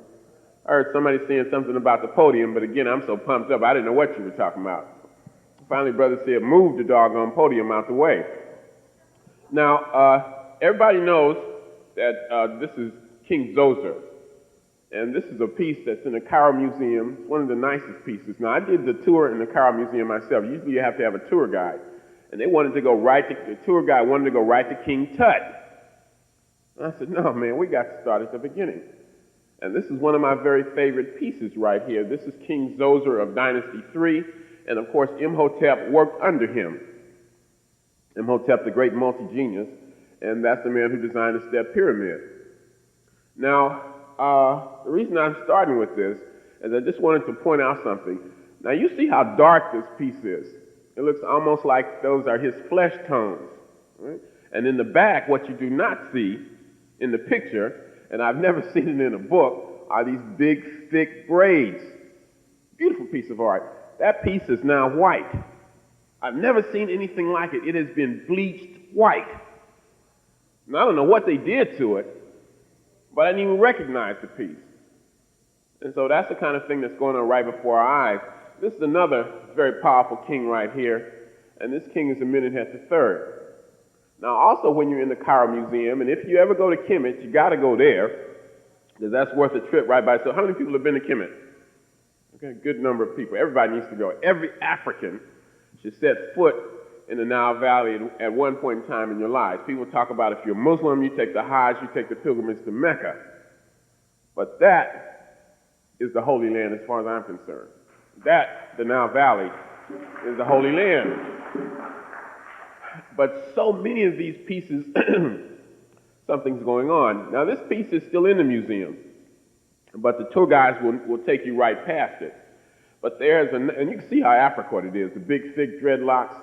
This is King Namare Amenhotep III. He reigned for 48 years. That's my favorite king in Egyptian history. But there's another piece, far more Africoid than that has been in the museum for years. Asha Kwesi pointed it out to me for the first time a few years ago, and now that piece is entirely gone. It's a big empty space right there. I find that those Arabs who have no more place in Africa than any cracker in South Africa are as racist as any peckerwood that ever lived anywhere, anytime on this planet, okay? Also, you find so many Japanese over there that seem to think they honorary crackers, right? So I just got back from Kemet, and I just wanted to point that out. Now, I was talking about Tasmania, and I just want to show a couple other slides. I'm going to go through these fairly quickly. This is a black man from Tasmania. We do not know what the black people called that country. The name Tasmania comes from a white man named David Abel Jansen Tasman, who landed there in either 1642 or 1652. Now, the black folks there had been in this island for 35,000 years, and probably for 10,000 years they were physically isolated. And as I say, in the 1800s, white people began to use it as a prison settlement for their own convicts. Now, this is a brother named Wu Reddy, and he's a tribal leader, a tribal chief. And I want you to take a good look at this and then compare it to the next 2 or 3 slides I will show you before I get into the main body of the presentation. Now, look, what a remarkable contrast. Now, these are the last Tasmanians. And this is a place called Oyster Cove. They were brought to Oyster Cove around 1852, and they were brought there to die. This is the last male Tasmanian. His name is William Laney. He died at the age of 34. And this is Truganini, who I just showed you the photograph of. She's the last Tasmanian period. She died in 1876. Now, that's a chilling thought, the entire destruction of a people. But brothers and sisters, we are confronted with that right now, right here in America. Okay? When you look at crack, when you look at AIDS, when you look at all the things that surround us, the fact that there are more black men in prison than are in college, we are confronted by that same tendency. So I wanted to start with that. Now, the bulk of our presentation tonight focuses on the African presence or the black presence in India. A fascinating place because, again, it is a part of the world where we seldom recognize an African presence, but black people have been everywhere. In order to understand the history of black folks around the world, including India, three things need to be looked at. Everybody with me, still with me so far? Mm-hmm. Now, in order to understand the history of black folks in any part of the world, three phases need to be looked at. Number one, you need to be able to see, as I know you do, black folks as the first people on the planet.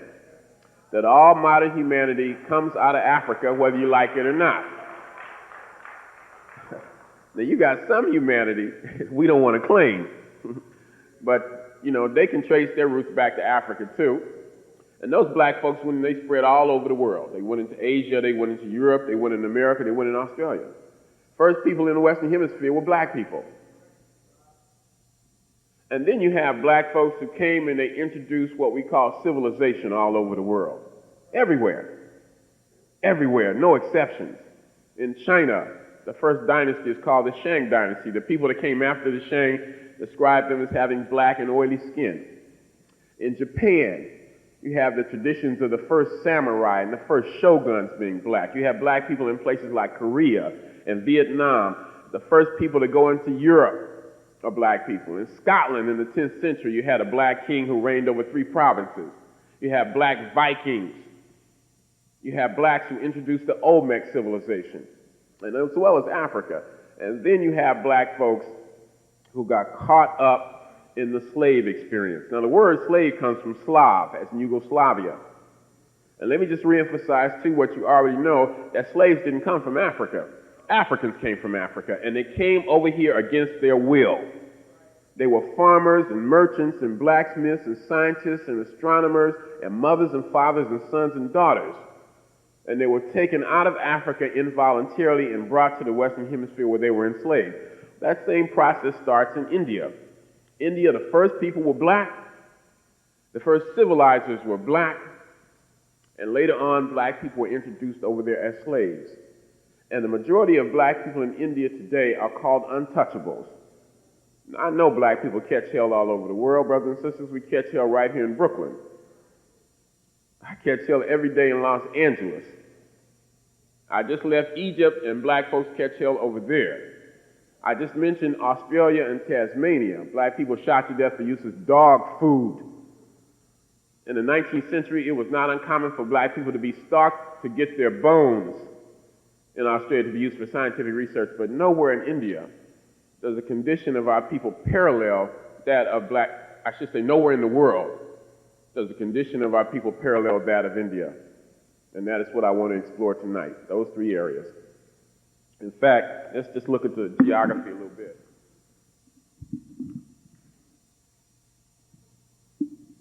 Now, this is where we want to start.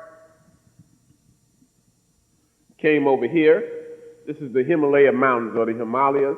This is where the first civilization in India began. It began along the banks of this river. That's the Indus River. Civilizations begin along the banks of rivers because rivers facilitate transportation, irrigation, and communication. The first place it starts is the Nile Valley, and it spreads to the rest of the world. This is the Ganges River.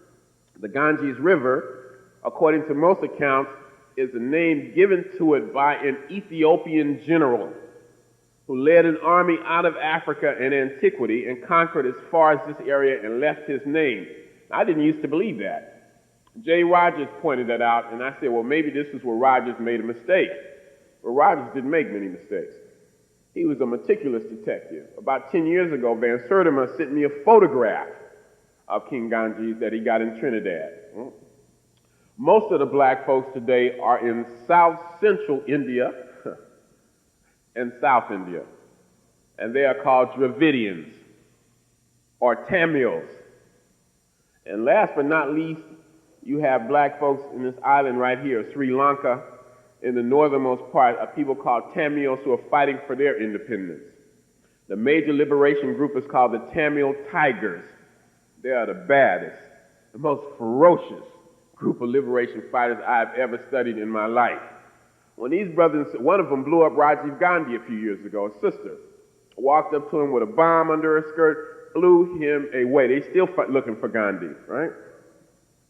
And I hope they never find him, right? You have these brothers and sisters here when they go, and I'm going to talk about Gandhi tonight too. You have these brothers and sisters over here, when they go into battle, they have a string around their neck with cyanide capsules on each side. They don't intend to be captured in battle. I would like to see us develop some of that ferociousness over here. And some of us have it. The problem is, we're killing other black folks. So that's a little bit about the geography. Now this is from, ancient India, the Indus Valley that I just showed you. Now from about 2300 BC to about 1500 BC, black people had it going on. They had an area larger in size than Kemet. The mother goddess reigned supreme. Women were very powerful. And anytime you see an ancient society where women are very prominent, you know there were black folks there. Anytime you have a society where women played a prominent role, there were some sisters over there. That is our tradition. You have a highly developed technology. They invented the windmill. They domesticated cotton. They domesticated the chicken. So you figure must have been some black folks over there too, right? They invented the game of dice. They had a game similar to chess. They had flushing toilets. They had hot and cold running water systems.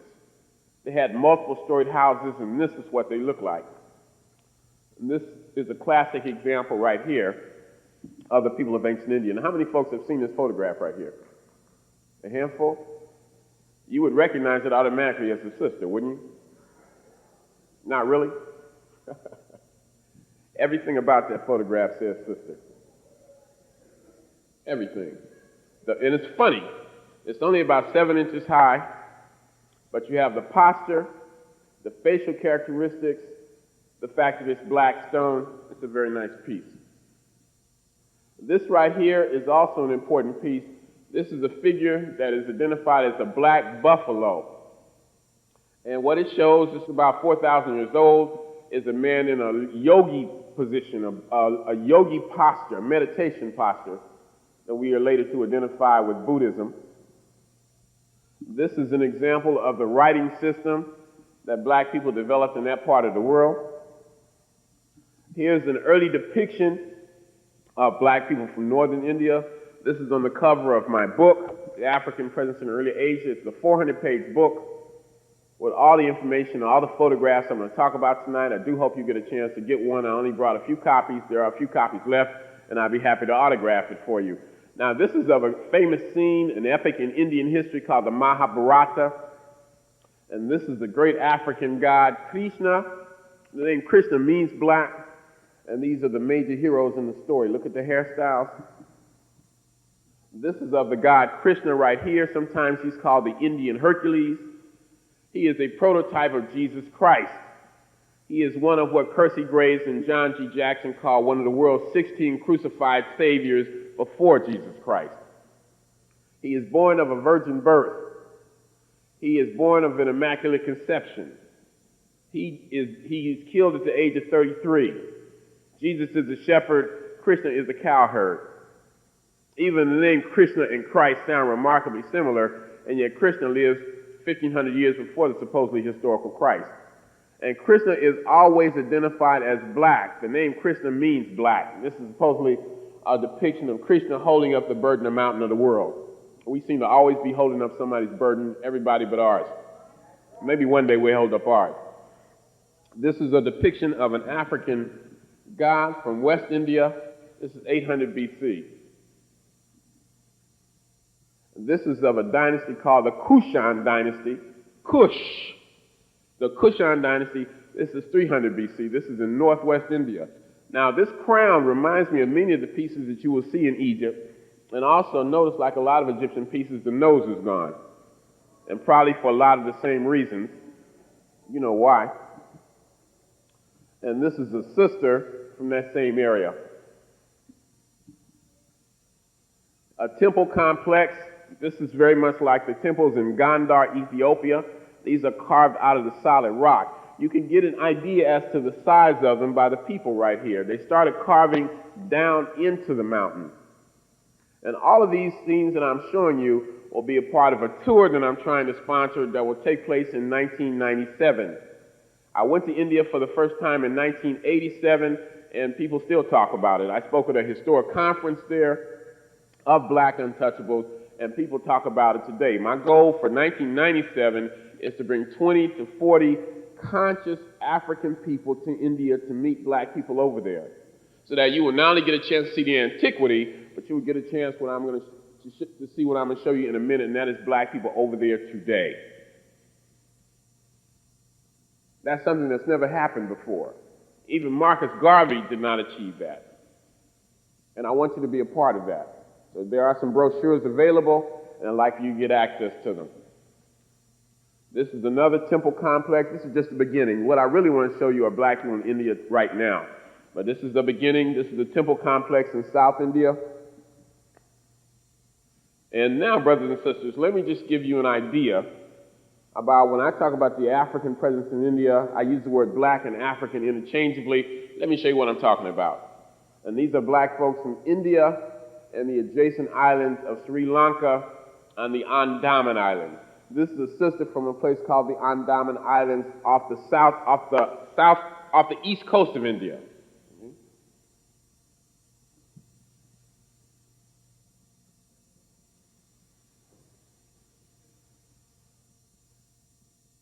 Now, these brothers and sisters have almost been wiped out now. If they were in Africa, they would be called pygmies, or Batwa, or Mutwa. Little bitty Black folks. This sister looks evil right here, doesn't she? And I guess she has good reason to, because they have been subjected to they're very similar to the Tasmanians, except a few of them survive today. And that's the major problem right there.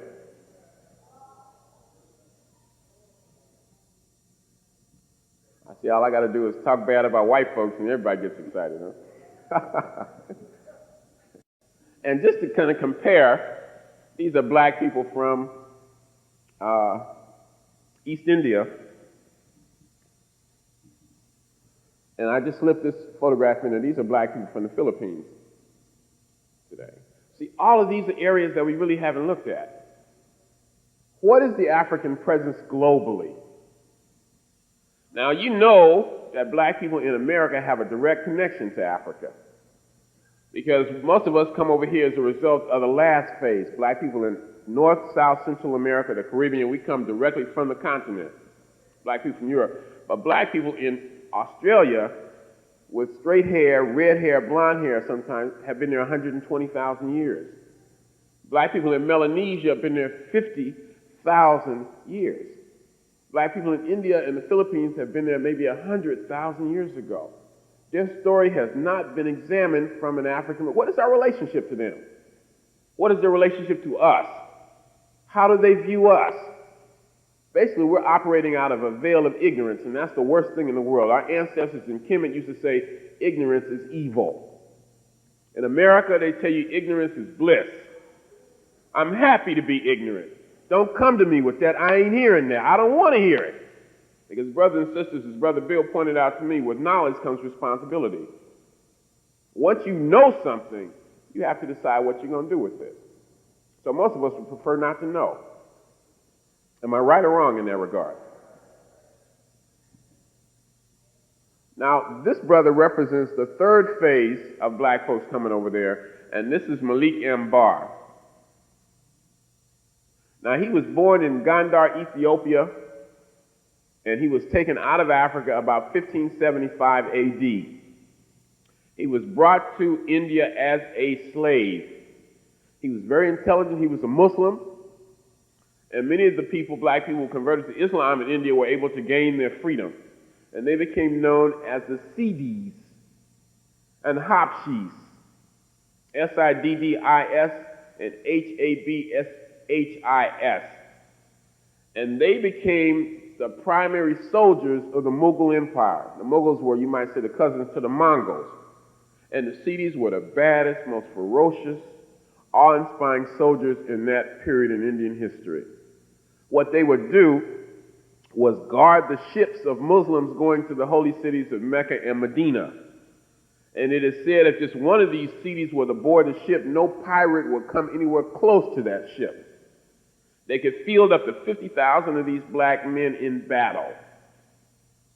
And they were the dominant military force in Western India until the 19th century. Malik Ambar became a king in the West Indian state of Gujarat. He sent an African ambassador to the court of Persia. He built a post office. He built a mosque. He put poets and scholars and historians on pension. He patronized learning. He built all of his monuments and he built all of his statues out of black stone. Strong racial consciousness. His name is Malik Ambar. Now, let's look at your brothers and sisters in India today and see if you recognize anybody. This is the sister who was on the cover of my brochure. There's a much bigger picture of her in the book. And these are black folks from South India. These are people called Dravidians. The Dravidians were the builders of Indian civilization. And they had that civilization in effect until about 1000 BC. I told you about all the wonderful things they had in their civilization. Hot and cold running water, trash chutes, multiple-storied houses. And then white people came. And then the white man came. And combined with earthquakes and overpopulations, those crackers were the final factors in destroying that civilization. But and these white folks were wild and nomadic. They had never seen a city, knew nothing of settled life, but they were attracted to the wealth of black folks in northern India. And over a period of about 1,000 years, in spite of fierce resistance, they ran those black folks over. And they developed a social order that they called Varna. And the word Varna means color. And this is the way it went. You have 4 components of this system, which we call the caste system. And caste determines everything: where you eat, where you sleep, your occupation, who you marry, everything. And you are born into a caste. Can't do nothing about it. Now, this is the way it developed, and this is the oldest European document on earth. And this is called the Rig Veda. And the term Veda is a Sanskrit word that supposedly means knowledge. And there are 4 Vedas, of which the Rig is the most important. Y'all still with me? I want you to hear what I'm going to tell you now, because this is very important. This is white supremacy over there.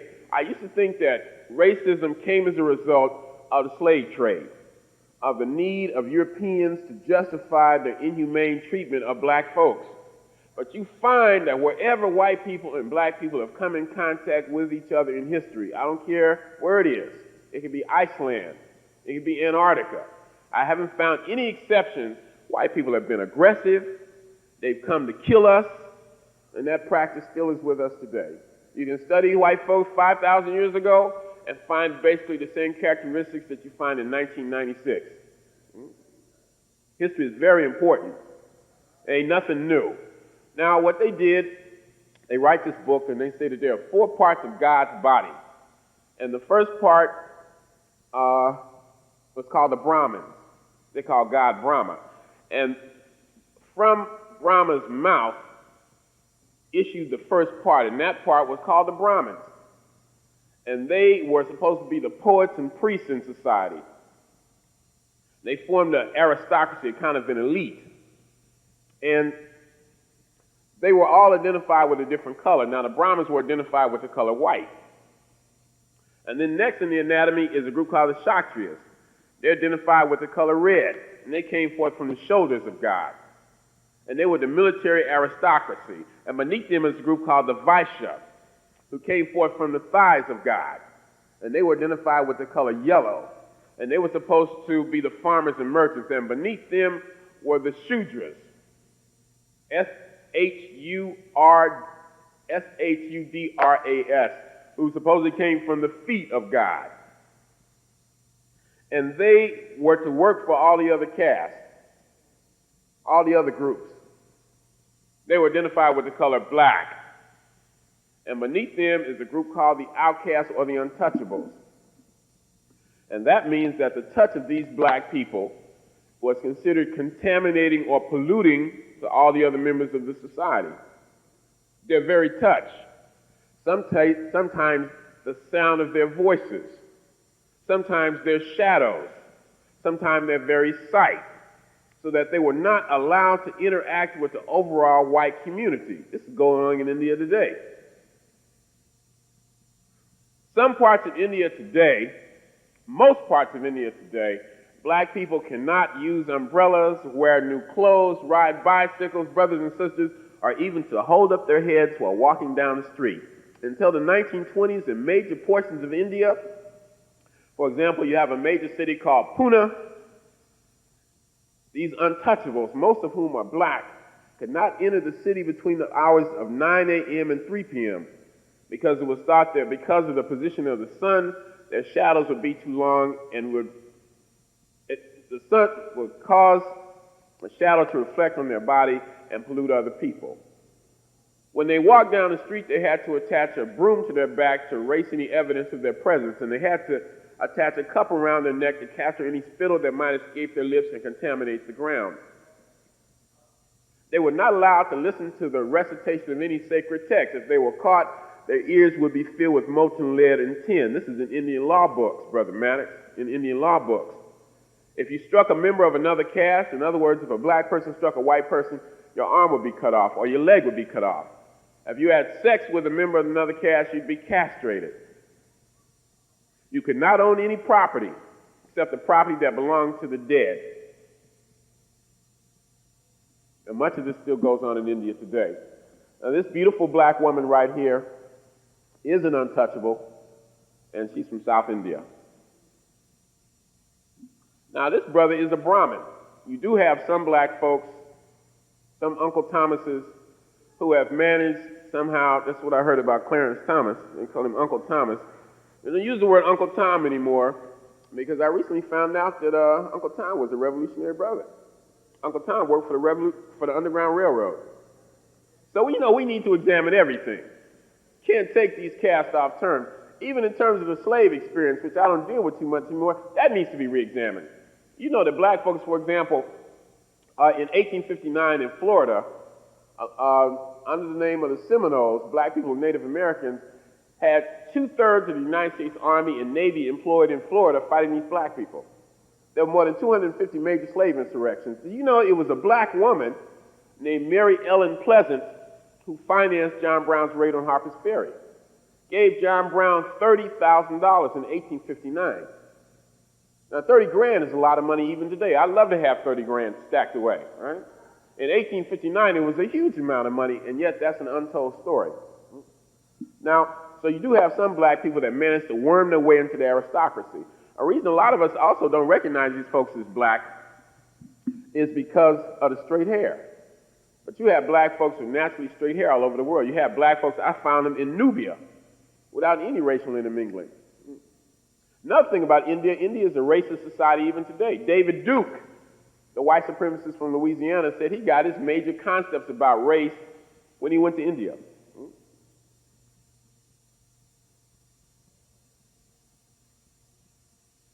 Now, this is a beautiful photograph right here.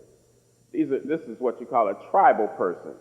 These people have the status of untouchables, but they have maintained their tribal identity.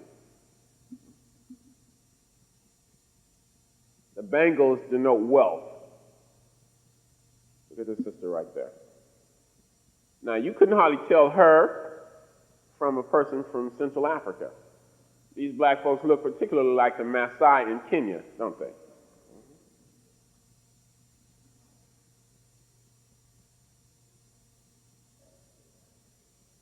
Look. Now, this looks just like my biological sister in Los Angeles. Right? And these are black people from South Central India. What is it about South Central that seems to draw us like a magnet wherever we are? People ask me that about Los Angeles all the time. This is Satya Sai Baba. Some people consider him a sage and a holy man. Others consider him a punk and a sellout. So I guess it depends on your perspective.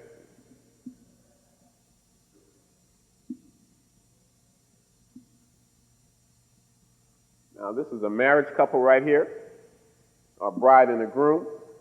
They don't look too happy. You should see me and my wife. We look very happy.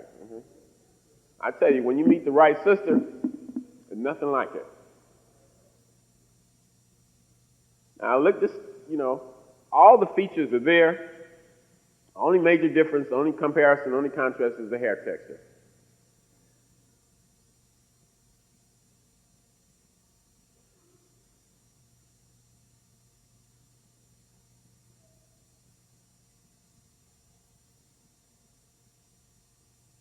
Why are you so quiet out there? Just taking it in, huh? That's the good thing about a slide presentation. It makes it very easy. These images don't lie. And one of the things I want to do is build up a vast, vast slide collection. We need to have teachers with access to these sorts of things, right? And again, that's one of the reasons I do appreciate Brother Maddox, because I'm totally self-employed. And this is what I do. This is my life's commitment. So coming here, being able to sell a few books and generate some income, it allows me to develop this kind of background. So when I'm up here doing these presentations, believe me, I realize this is a collective effort. I'm just a spokesperson, but this is something that requires the input of all of us. All of us have a contribution to make here. And if we don't do that collectively, we're not going to make it as a people. Yeah. Now, this looks very much like a brother you would see in Australia, doesn't it? Remember, you have 160 million untouchables in India alone. You have more untouchables in India than the combined populations of England, France, Belgium, and Spain. The condition of these black folks today is terrible, even particularly the condition of untouchable women. If you're black and you're a woman, and you're an untouchable, that means you have a life of misery from the very beginning. And you cannot get out of your caste. Born into it, that's it. It is believed in Hindu thought, and caste is the basis of Hinduism, the one religion where social inequality is written into it. Now, all of them practice social inequality.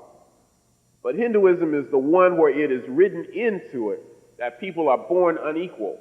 It is believed that people are born untouchable because of karma and rebirth and sins accumulated in previous lifetimes. I can't go for that. Now, within the last 30 years, you've had a group of black folks who call themselves Dalit, D-A-L-I-T, and these are very angry, so-called militant black people. They take their inspiration from organizations like the Black Liberation Army and the Black Panthers. They've always been taught not to fight back, to be docile, because the key in Hinduism is this. You're born an untouchable, and that means you're catching hell.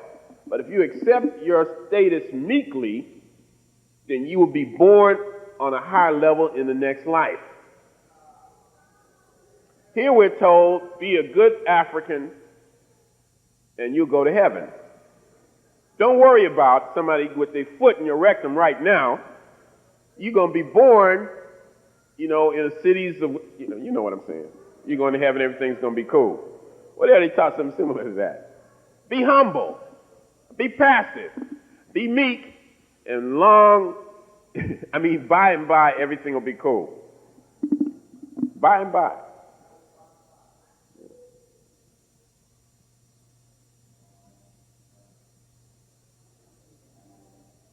Now, that's my favorite one right there. What's the biggest street that black people frequent in Brooklyn? What's the street black people deal with here? Fulton Avenue? This is the person you would see on Fulton Avenue? No, I see him on my street all the time. I live near Crenshaw in Los Angeles. Looks like some people right here in the room today. And these people are very interested in us. They want to identify with us. Sometimes I think we are not aware of the impact that we have on black people around the world and the responsibility that goes with that. Now, this is a tribal person, and again, these people have been beaten down. These people were made untouchables because they are the ones who fought the hardest when white people came into the country. They never surrendered. And as a result of that, when they were finally defeated, they were made examples of. And they remain untouchables even to this day. One of the reasons I believe that this is the most cold-blooded form of oppression in the world, too, is because it has been going on for so long. When the slave master has been truly successful, it is when he has been able to convince the slave that slavery is his natural state of affairs. He's done a good job with us over here. Because I believe, maybe I'm wrong, I hope I'm wrong, but I don't think I am, that the masses of our people have come to accept oppression. They've come to accept white supremacy as if that's normal. And when you come to them with something else, they look at you, are you crazy? And somebody said when the master freed the slaves, some of them never left the plantation because they were comfortable with it. Well, in India, it's even worse. All over India, I would ask people, I said, do you really believe these things, that you are born filth and feces? And it seems you could see the look in their eyes, yes. Well, the indoctrination has been so severe that the cracker don't have to worry anymore. Yes, sir, brother.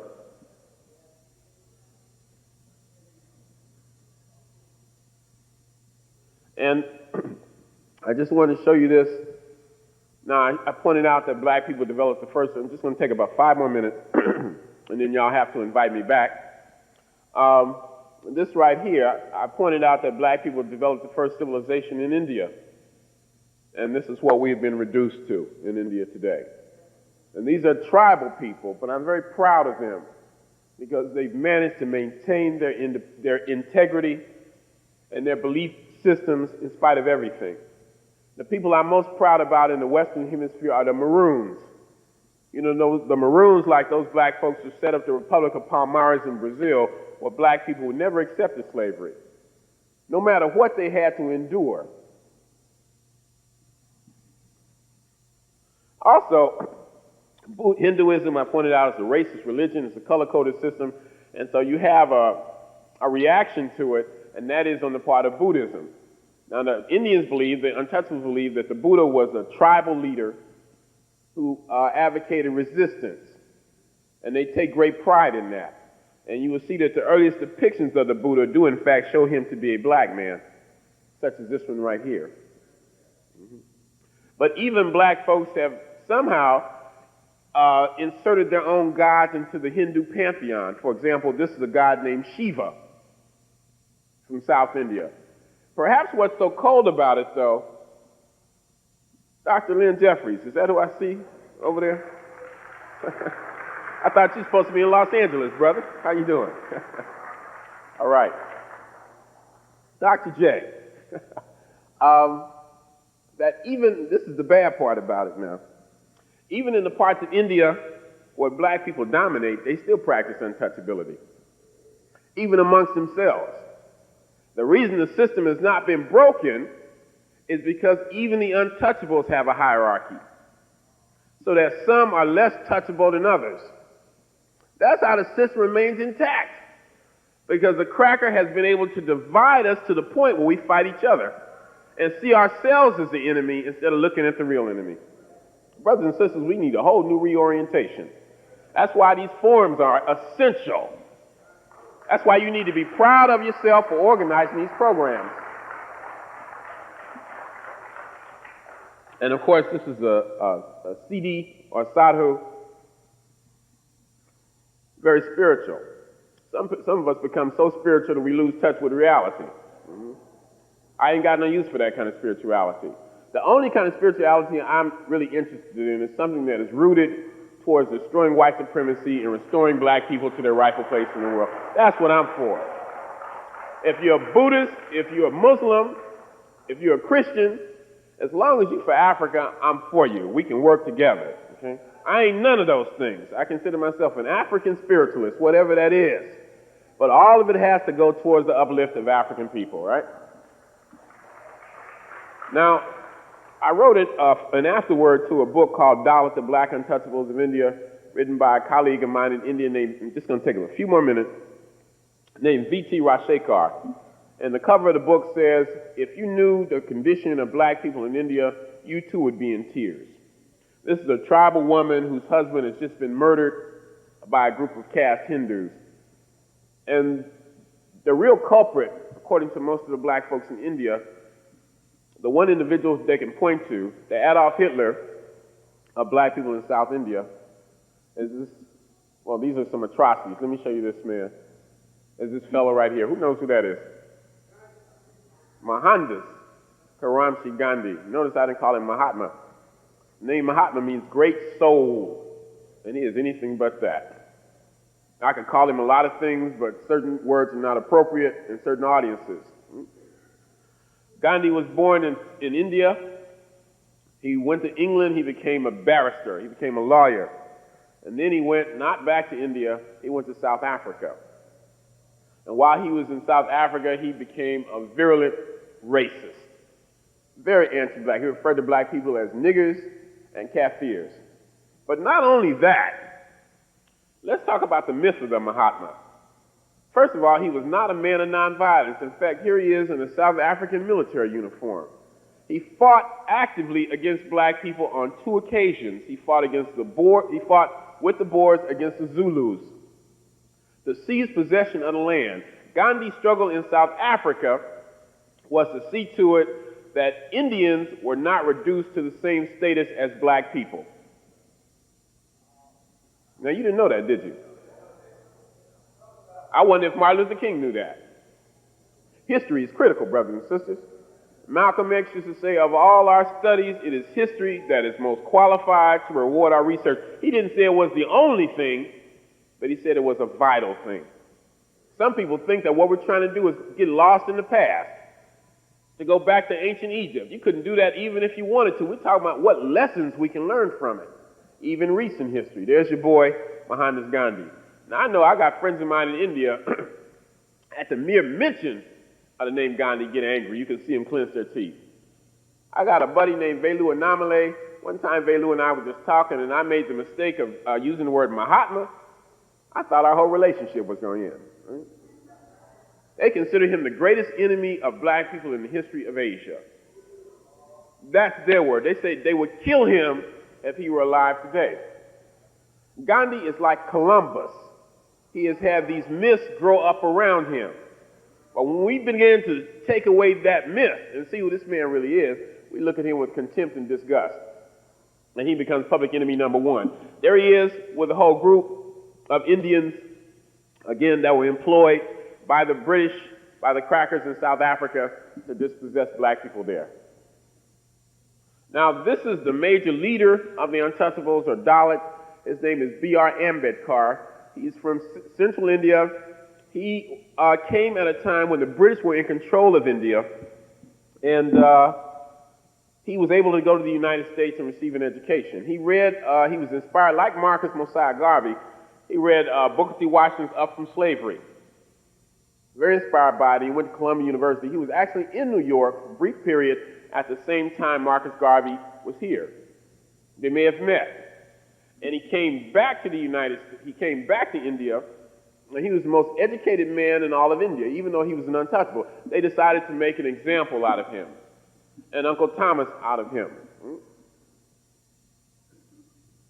And so what happened was, they put him in the government, and they put him in the law department.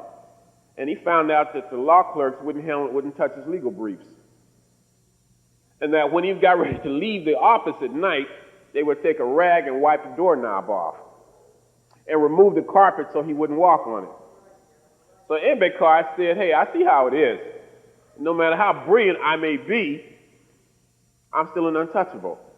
And he dedicated himself to fighting for the uplift of his people. So for them, he is the Marcus Garvey, Elijah Muhammad, Malcolm X, Louis Farrakhan, Frederick Douglass, Nat Turner, you name it, all roll into one. His name is B.R. Imhotep Clarke. And to show you the progress black folks are making there, same thing we got to do over here is realize we have to do it ourselves. You cannot expect the same people to put shackles and chains on your hands and your feet to liberate you. How we developed that idea, I don't know. Here's a group of folks who went to Africa to hunt you down and get you, take you over here like sardines in the most brutal manner possible.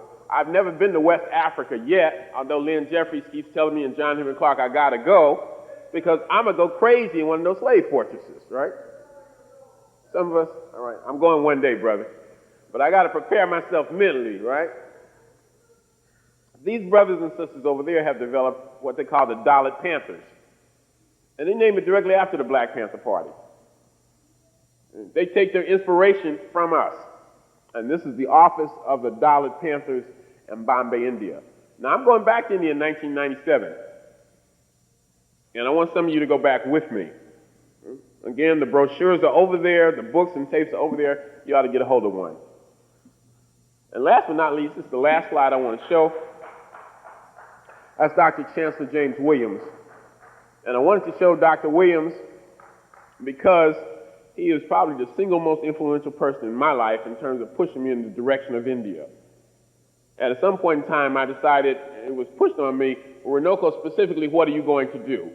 What area of research are you going to focus on? And I read Chancellor Williams' book, The Destruction of Black Civilization, and that is what I decided that I wanted to do. Brothers and sisters, it's kind of late, and I know I've covered a lot of ground. Brother Maddox covered a lot of ground too, but there's a lot to cover. And this is just the tip of the iceberg. It has been said that history is like a light that illuminates the past and a key that unlocks the door to the future. In a limited amount of time, I hope tonight we've been able to shed some of that light on what we must do and help open up the key, or take that key and insert it in the lock and open up the key to the future. I want to thank you very much, and I look forward to the dialogue the next time. Hotep.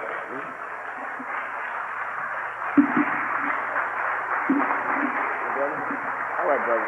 Thank you, man. All right. Brother Runoko Rashidi. Brother Runoko Rashidi. I've been asked to speak. My name is Runoko Rashidi, and I've been asked to speak on a variety of issues related to the African presence in Asia, Australia, and the islands of the Pacific, and I'm delighted to do that. Now, first things first, we should begin to talk about the origin of humanity in Africa and the dispersal of African people into Asia, Australia, again, the islands of the Pacific.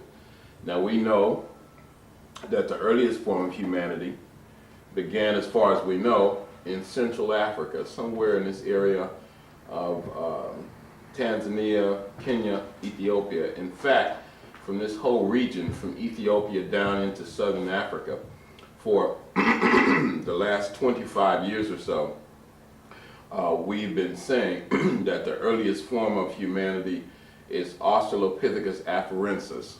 And this is a term which means great southern ape from afar.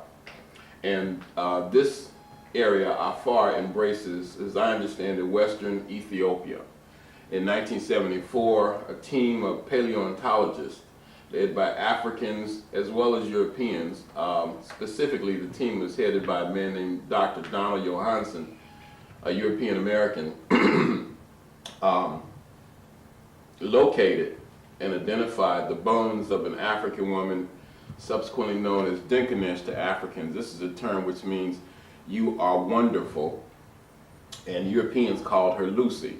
Now, these bones were found actually by an African, but of course it was the European American who got the credit for the find. These bones again were found in western Ethiopia, excuse me, in the Afar region, A-F-A-R, And they were, I think, through the use of potassium argon dating techniques, found to be about 3.4 million years old. And for virtually the last quarter century, they were identified as our earliest archaic or proto-human remains. Now, I was in Australia, and I'll talk about that some in a moment, last year, November and December of 1998, and while I was there, another set of bones, slightly older, were found in South Africa. Now, Denkanesh represents the remains of an African woman. The bones found in South Africa represent the remains of an African man. And these are the oldest relatively complete proto-human fossils that have yet been identified. Denkanesh, about 3.4 million years old, and the bones in South Africa, about 3.5 million years old. And these were both of the species of man called Australopithecus. Again, that term means Great Southern Ape. And that term came into being, I believe, in the early part of the 20th century because most of the early fossil finds were identified in Zimbabwe and South Africa. So therefore, Great Southern Ape.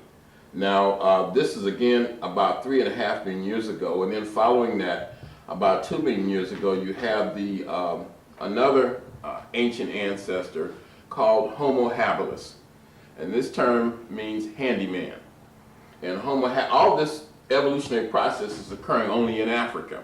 You have to begin in Africa for the origins of virtually everything ancient. So Homo habilis is important. Homo habilis distinguished himself from the Australopithecines because he stands upright, he has a large brain, but the major difference is in advance in technology. He's able to effectively manipulate the environment. He makes tools, and this is a very important distinction. Homo habilis is eventually followed by Homo erectus, and that simply means erect man.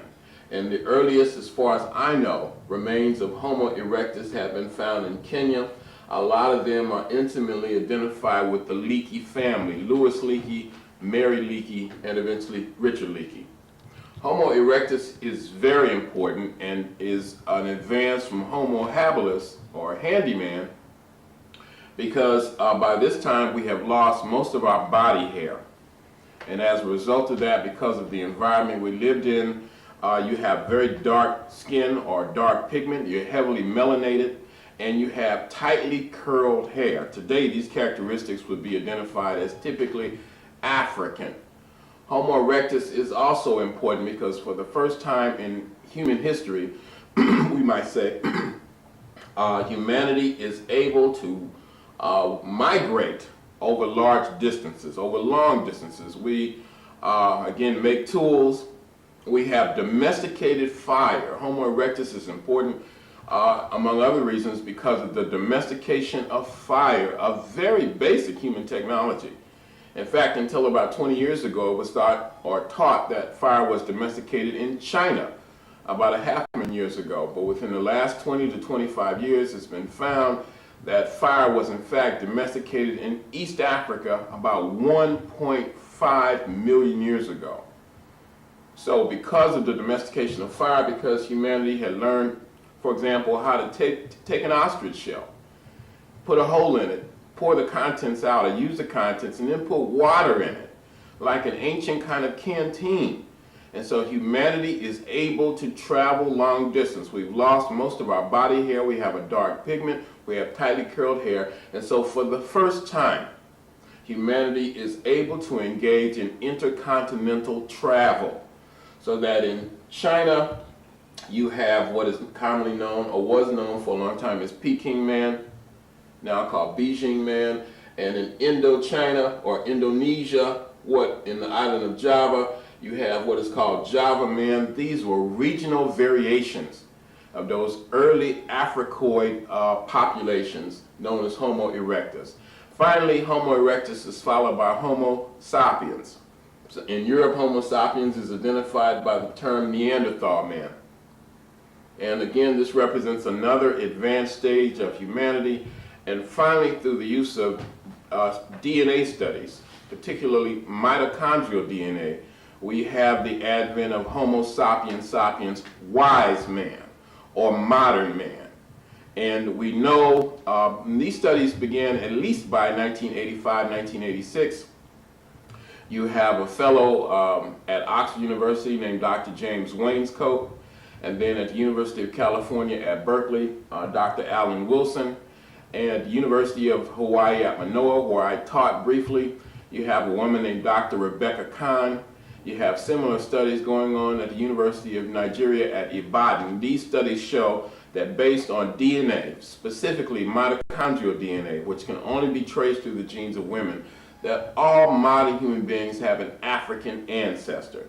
That modern humanity, not just archaic humanity, not just the Australopithecines, not just the early hominids, but modern humanity itself begins in Africa and begins to disperse itself all over the rest of the world. And this is where we get the so-called variations in the human race. Now, I contend that there's only one race, and that's the human race, which originated in Africa. All of us, like it or not, have an African ancestor. And the problem that many of us have with that is the way we have been taught to view Africa in a vastly negative light. So therefore, many people reject the African origins of modern humanity out of hand, simply because of racial prejudice and bias. But these studies again indicate conclusively that modern humanity began in Africa, dispersed to the rest of the world. For example, as a sidelight, African humanity goes into Europe, and we are affected by Ice Age conditions, and we are forced to adapt physically to those Ice Age conditions. And we know that this happened. For example, the sun for thousands of years would almost literally go out, and we'd be forced to live in the caves of Europe, losing much of our melanin pigment, our melanin content. We would, our noses would probably grow longer and thinner so that they're not breathing in the cold Arctic air that would freeze our lungs. The hair on our body would grow different, almost covering us like a mat because of the extreme cold. And so these things lead to the variations, I believe, in the human race. And of course, Dr. Charles Finch and Sheikh Anta Diop, among others, have done a very good job with that. Now, speaking of Asia, you probably have a similar phenomenon that takes place here. In northern China, for example, you have another adaptation to physical environment, and this leads to what is commonly called the epicanthic fold over the eye. Diop, for example, postulated that because of the way the wind blows in the areas of Mongolia and northern China, that we would have a physical adaptation so that the sand or what have you is not blowing directly in our faces. Diop also postulated that it was a group of ancient Africans interbreeding with a group of people coming out of Europe that led to the Mongol or Mongolian in the first place. The epicanthic fold is called, in its more crude form, slanted eyes. But these are terms that are outmoded, that are racist, and we try to avoid that. Now, I always contend that to understand the role of African people in world history, there are three phases that must be looked at. Number one, that humanity began in Africa. Number two, the role that African people have played in the development of classical civilizations, and we will look at that in Asia. And number three, the enslavement process. Now, before we deal with the latter two phases, let's continue with the first and point out the remains of those original African or certainly Africoid populations in Asia. For example, or not just Asia, but Australian islands of the Pacific as well. For example, again, based on my recent travels, and I've been blessed to travel virtually all over the world in the last 2 years or so, in Australia, I was able to interview many brothers and sisters, and I would make these points about humanity beginning in Africa based on studies of DNA. And they would listen politely and not say a word. And then later that night, in a more social atmosphere, they would come to me and say, Brother Runoko, we like you. And we find what you're saying to be very interesting. However, we don't agree with it. We believe that humanity began in Australia, that African people didn't come from Africa, that African people came from Australia, that we believe Australia is the center of the universe, and that this whole area here was a gigantic landmass that connected Australia with Africa, and that African people came from here and ultimately migrated into Africa. In fact, as a side note, it might be interesting to say from their perspective that they believe that all humanity has an ancient Australian ancestry. They say, for example, that we have all the features common to humanity, that we have straight hair, and the Europeans and Asians have straight hair, that we have black skin, and that African people and Pacific Islanders have black skin. So therefore, it's logical for them to assume that humanity began in Australia.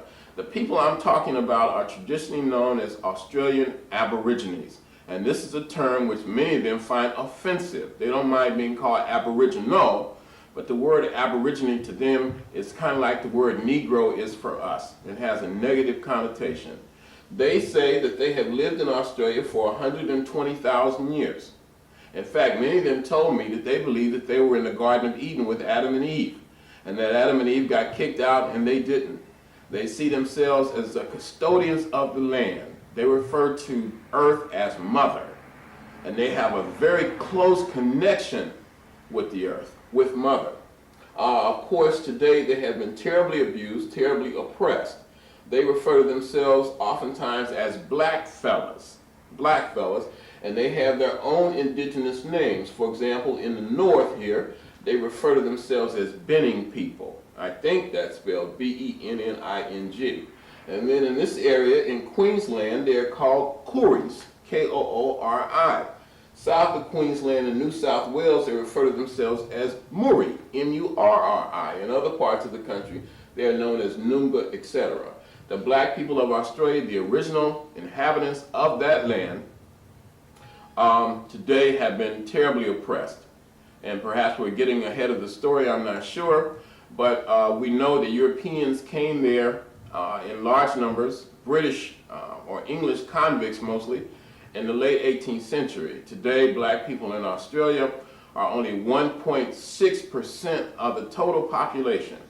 And yet in many parts of Australia, perhaps the whole of Australia, black people make up 70% of black men make up 70% of the prison population. Black women, 50% of the prison population.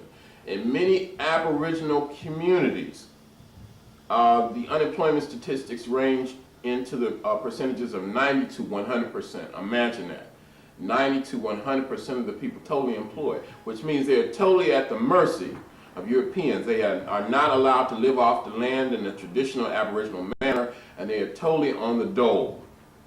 Until 1967, black people in Australia were not considered human beings, they were not counted in the national census. They were like sheep and cattle. In fact, they were identified as flora and fauna. They were used for nuclear experiments. Nuclear devices were detonated on Aboriginal land to see the effect that it would have on human beings. And these are the brothers and sisters that I was among for 3 weeks. The average life expectancy for black men in Australia is 45 years. You said they were used as dog food. One thing, Runoko, that whole island at one point was black. Yes. And at what point did Europeans come in? How many how many blacks were there, and over what period, and how were they destroyed? Europeans began to come into Australia, to my knowledge, around the same time they went into South Africa, about 1650. Now, up till that point, Australia had been relatively isolated. We do think, in fact, it seems certain, that there were incursions or, I don't think the word invasion is the proper term, but there were relationships, perhaps not the best, with China in Australia. But certainly Europeans began to establish themselves beginning no later than the 17th century. Now, by the major, Australia is established, certainly what came to be called New South Wales, Australia, is established as a prison settlement beginning in January 1788. And at this time you have, I think, 4 shiploads of white people, English, who sail into what became known as Botany Bay in Sydney. And these are convicts for the most part. You have some administrators, you have some soldiers to keep the convicts in line, and you have missionaries. And at that time it was estimated that you have an Aboriginal population of anywhere from 1 to 3 million people. Within a short time, by the middle of the 19th century, in fact, that population had been reduced to about 50,000 people. And they were truly wretched. You have, among other things, black people who are the victims of mass poisonings. You had the heavy use of arsenic and strychnine. And Europeans would mix it up with flour and knead it into a dough, add a little water, and you would leave it out with the hope or the belief that, from the perspective of white people, that Aboriginal people would eat this food. It was common for black men to be castrated, mass rape of Aboriginal women, black people being herded to the top of cliffs and being forced to jump off, being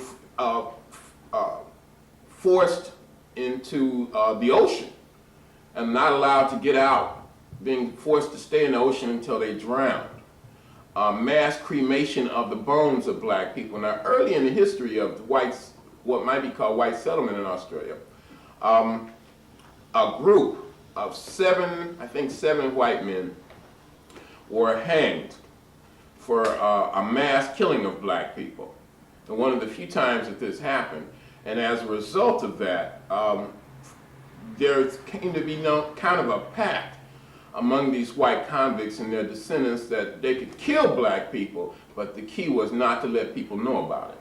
There was a pact of silence. Black people might spear a sheep or a cow, or they might attack a white man who was encroaching upon their land and raping their women, because there was black resistance. We've always resisted.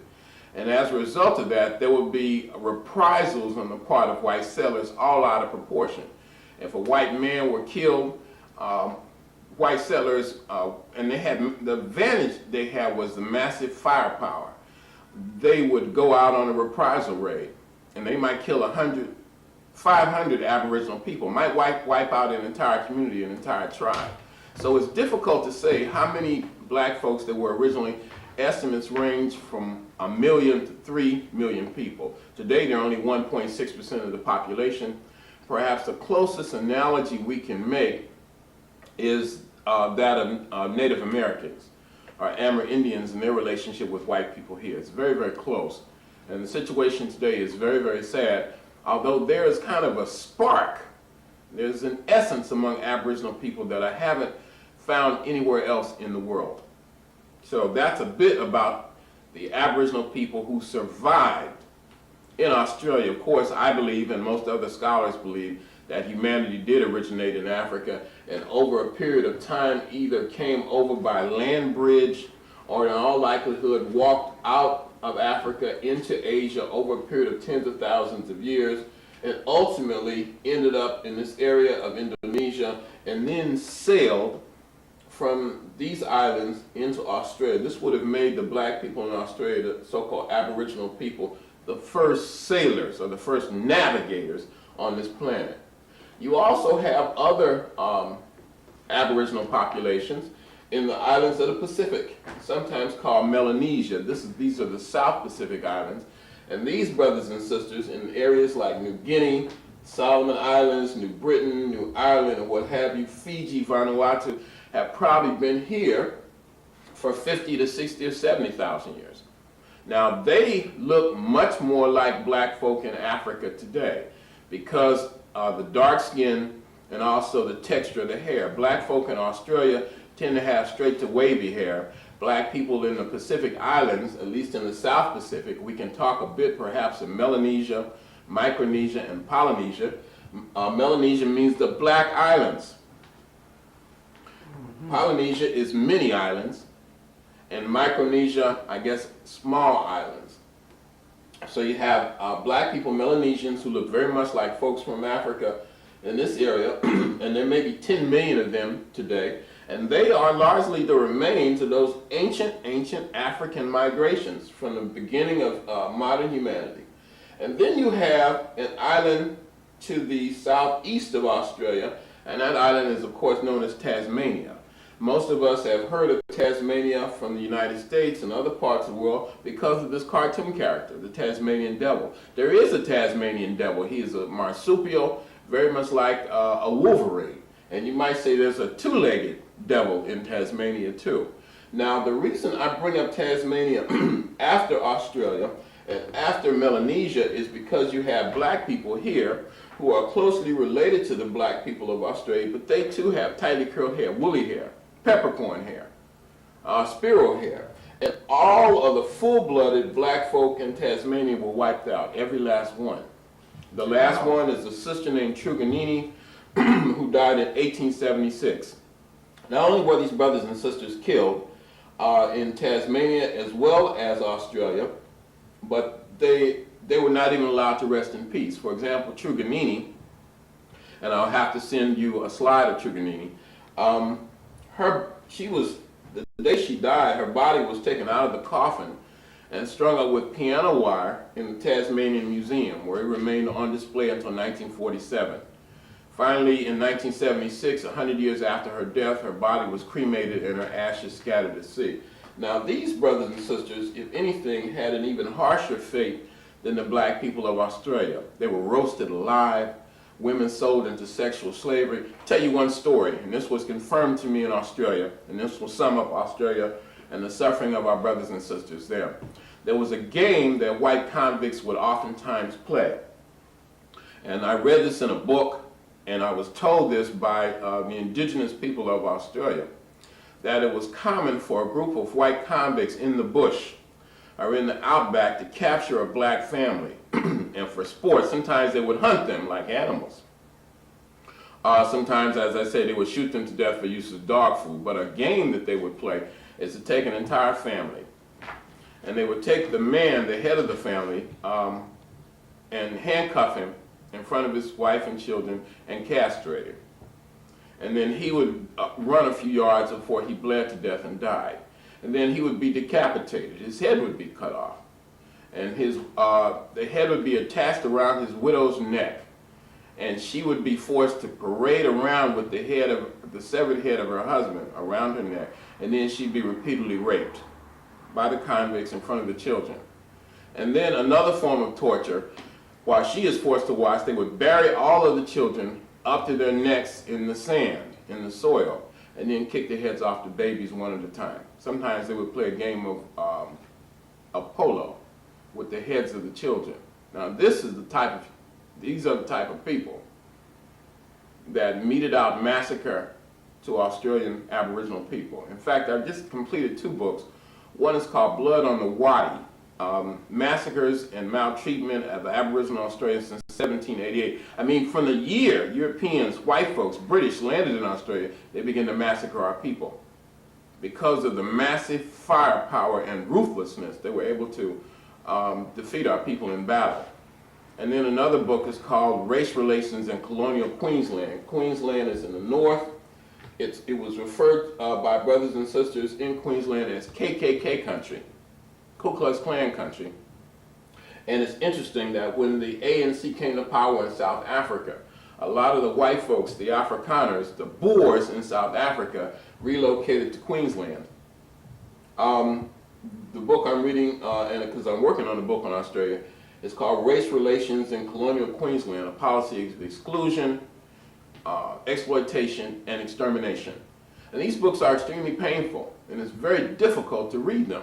But as painful as they are to read, as painful as they are to study, it is a story that must be told. And it's not nearly as painful for me to read it as it is as the pain meted out to the brothers and sisters there. And the massacres and maltreatment of Aboriginal people occurred all over Australia, and these massacres occurred well into the 1920s, and they have been effectively documented. So all the full-blooded black folk in Tasmania were wiped out. In Tasmania in 1803, it was established as another British prison settlement. And then again, you have black folks all over the Pacific Islands, including Melanesia. Now to the north is Micronesia, and I've had an opportunity to interact with black people in Micronesia, particularly on the island of Palau. And there are black folks that look just like Africans in the United States, so-called African Americans. And then to the west, of course, you have Polynesia. And I've had a chance to go to Hawaii several times. You have black people throughout the Hawaiian Islands. In fact, the people are so physically black that a group of American racists, white folks from the United States, went there in the 19th century. And they were so struck by the physical appearance of the Hawaiians that they came up with a song entitled, "You might call them Hawaiians, but they look like niggers to me." They refer to the black children in Hawaii are referred to as pickaninnies. And they are physically black, physically Africoid, many of them black skin and straight hair. Diop says that the late great Dr. Sheikh Hans Diop from Senegal, that there were two well-defined black races. And we may not agree with that terminology today, but this is taken from his book, The African Origins of Civilization, Myth or Reality, originally published in France in 1954. So the terminology is probably a bit different then. He says there are two well-defined black races, one with black skin and woolly hair, the other with black skin and straight hair. Now let's return to Asia and look at some of those black people with straight hair. So the place we would have to look more than anywhere else is India. India has approximately, I would say today, easily 250 million black people. India has the largest concentration of black folk in any one country on the earth. And this will surprise many people. And of course, when I use the word black and I use the word African, I'm more or less using them interchangeably. These black folks are referred to as Munda in the northeast, sometimes Proto-Australoid, Pre-Australoid, Proto-Australoid, and these are black people who look very much like Australian Aboriginal people. Aboriginal people in Australia not only have straight hair and black skin, but some of them actually even have blonde and red hair. And you have a similar phenomenon in India. Now, I had to go to India. I've had a chance to go there 3 times. I had to go to India and actually see this for myself. In the Northeast, for example, in March and April of 1998, I was in India in the state of Bihar. And I had an opportunity, a rare opportunity, one that I will never forget, to be among the tribal people. Tribal people in India are sometimes called Adivasis. Adivasis. That means original people or original man. And the government refers to them as scheduled tribes. So you have them in the Northeast, and I've ran into brothers and sisters here, a group called the Munda, M-U-N-D-A, with black skins, extremely dark, but straight hair and sometimes dark red hair. And then in the south, in the state of Kerala, among other tribal people, I've been really blessed, among other tribal people, and we'll have photographs of this. You have short black people, also with straight hair, and the women, at least some of the women that I met, have a kind of a platinum blonde hair. These represent the original populations of India, the people who came out of Africa and retreated into the forests and hills of India and maintained their original, what might be called Africoid phenotype. And we'll return to India in a moment when we deal with the civilization of the Dravidians. In Palestine or Israel, you have an ancient group of black people known as Natufians, N-A-T-U-F-I-A-N-S. And they are the ancient inhabitants of Palestine, the country that many people call Israel. In Yemen and Oman, you have ancient African people. Black people, again, with straight hair, who find themselves in very menial positions. This is in the southern portion of the Arabian. You should also keep in mind that you have black folks with straight hair right up here in Nubia, in the northern Sudan and southern Egypt. So it's not unusual to find black people, even in Africa, with straight hair. The first population in China is black or African. In fact, you find their bones in southern China.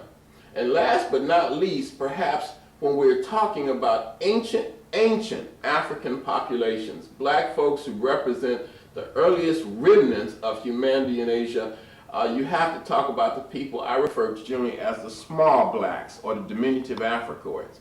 In Africa, these people would be referred to as Twa or Batwa. In specific locales in Africa, for example, Cameroon, you have a group called the Baka. And these people are known by the pejorative term in Central Africa as pygmies. They are perhaps reminiscent of ancient populations. Maybe that's what the earliest populations look like. I'm not sure if they were similar to the black folk in Australia, slightly larger bodily proportions with straight hair, or they were the real short black folk from Central Africa with tightly curled hair. I suspect that the little brothers, those diminutive Africoids, came first, and the people who might be called Afro or African Australoid came after them. And you find these populations all over Asia. For example, in the Andaman Islands, midway between India and Burma, you have a group of short-statured black people. In China, you have the historical recollections of a group called black dwarfs. In Taiwan, you have a group known as little black men, who just became extinct about 150 years ago. You have in Japan a group referred to as little red man that supposedly was there before everybody else came, before even the group called the Ainu came. The Ainu, in fact, are supposed to have exterminated a race of people who lived in holes in the ground, short black people. So, and even in Southeast Asia, in places like northern Malaysia and southern Thailand. I'll be going to Thailand in about 2 months. I was there a few months ago, but I wasn't able to go to this part of it. You have short-statured black populations. Perhaps even the Tasmanians themselves may be a fusion between the diminutive Africoids, pygmy-like blacks, and the larger black folks that we identify with Australia. Now that, I think, provides us with a pretty good overview of the most ancient populations in Asia, Australia, and the islands of the Pacific. Unquestionably African in origin, and I would say African even today.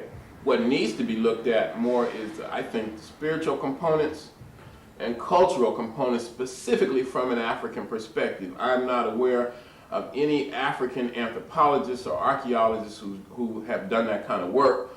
Perhaps through viewing this TV program, people will be inspired to do that, because the brothers and sisters in this part of the world, as we sum up, seem to be crying out to African populations, particularly African Americans, to come there and work with them. They told me over and over again that white anthropologists have come to Australia, have made money writing books, have gotten their PhDs from anthropological studies, and most of them are distortions of the truth. Now, having done that, let us now look at the role of African people in classical Asian civilizations. The first civilization in Asia, and when I talk about civilization, I'm talking about something essentially with 4 component parts. These parts being agricultural science, number 1, number 2, and this doesn't necessarily go in this order, but these are the 4 parts that I identify as a working definition of classical civilizations. Number 1, agricultural science. Number 2, urbanization. We have people living in cities, towns, and villages. Number 3, the use of advanced writing systems or scripts, whether it be called the Medu Neter or hieroglyphics, or in Western Asia, cuneiform. And number 4, metallurgy, the use of metal weapons and tools. Of course, when we find this initially, we find it in the Nile Valley in Africa. But civilization spreads.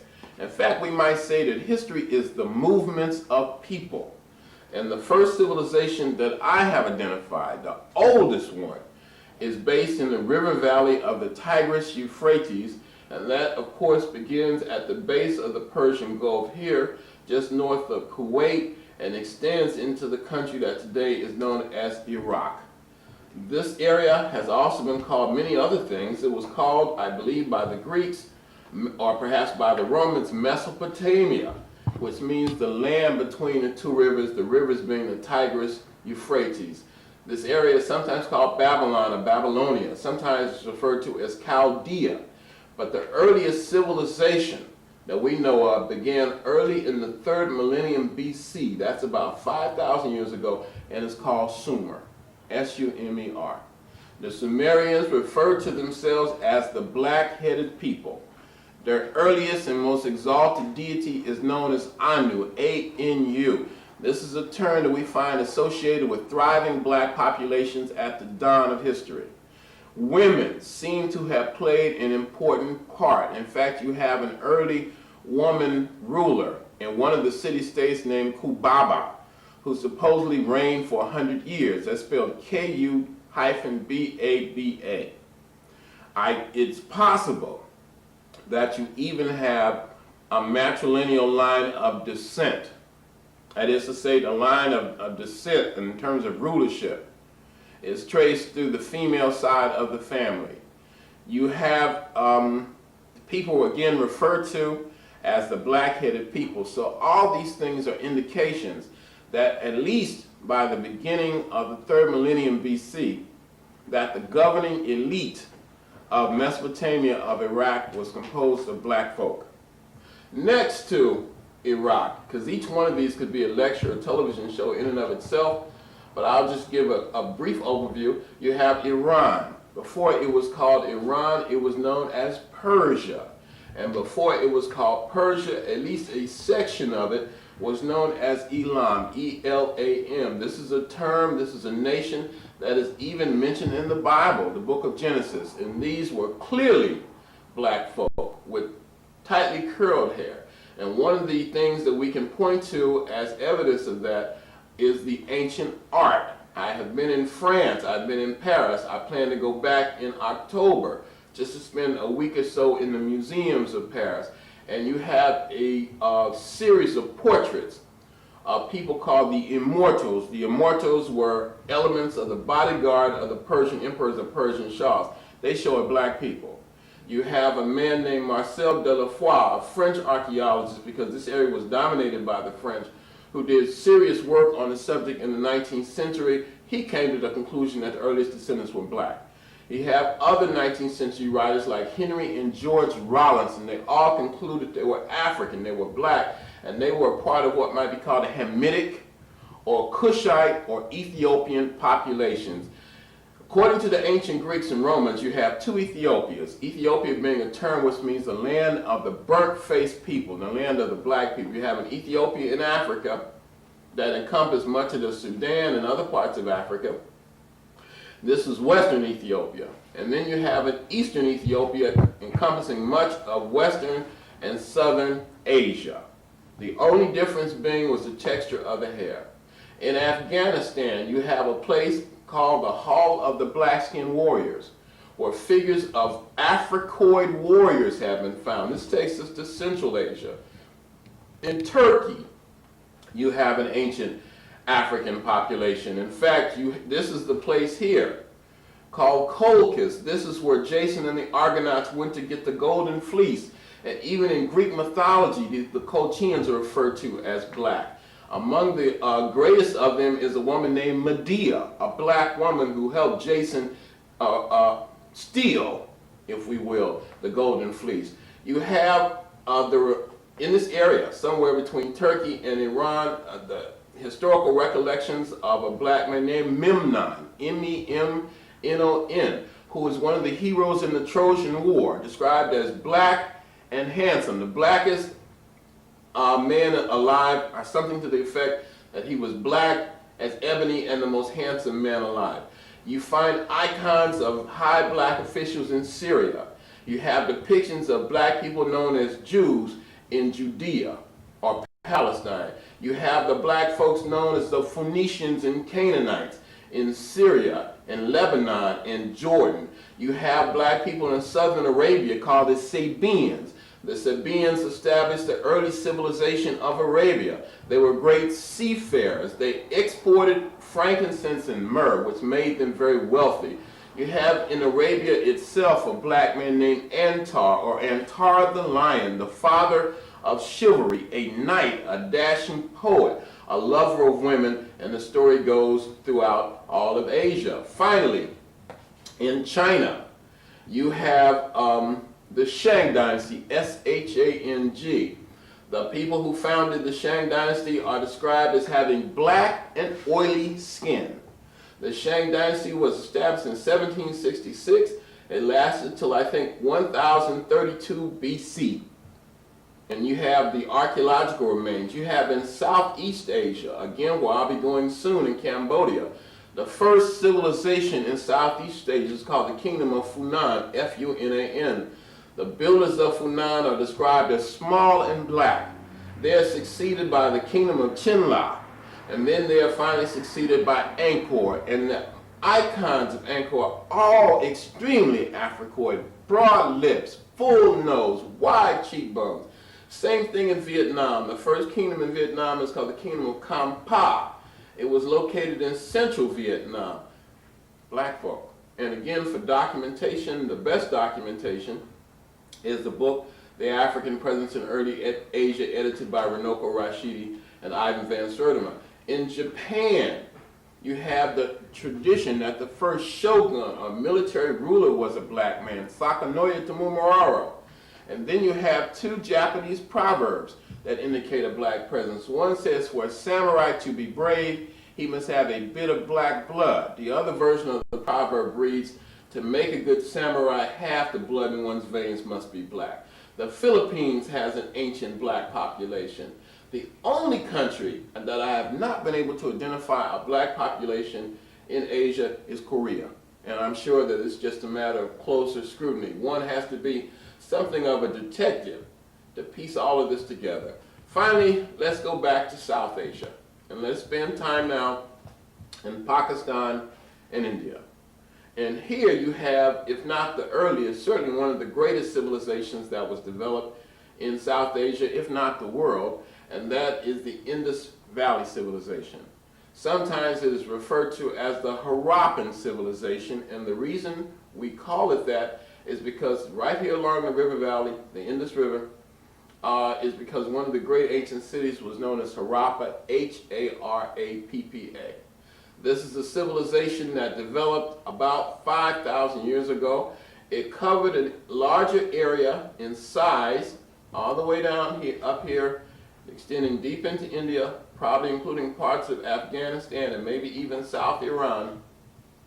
It was larger in size than Egypt of the pharaohs and the civilization of the Sumerian blackheads put together. It is a civilization based on trade and agriculture. We don't know as much about it as we would like because the language of the script, the Indus Valley script, is yet to be effectively deciphered. However, almost everyone seems to believe that it was developed by a group of people called the Dravidians. D-R-A-V-I-D-I-A-N-S. And this civilization, or the Dravidians, are again black folk with straight to wavy hair. Very dark skin, straight to wavy hair. These brothers and sisters had a maritime trade that extended far into Southeast Asia and probably incorporated Somalia and southern Arabia. Some people believe that it was a group of Dravidians who even brought civilization to the Philippines. The Dravidians were such seafarers that they had a profound relationship with Rome.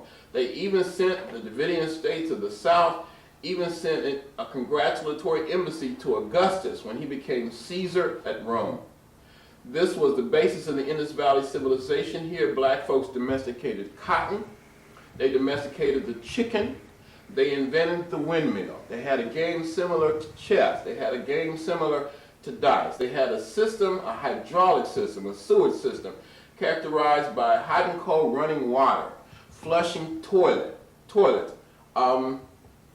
Just remarkably advanced 5,000 years ago. Eventually, the Dravidians filter into northern India, and today they are concentrated largely in southern India.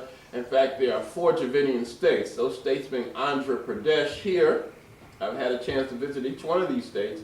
Andhra Pradesh, Karnataka, Tamil Nadu, and Kerala. This is where the Dravidians eventually settled. Now, why would they settle there? They were driven there. And they were driven there by new groups of people.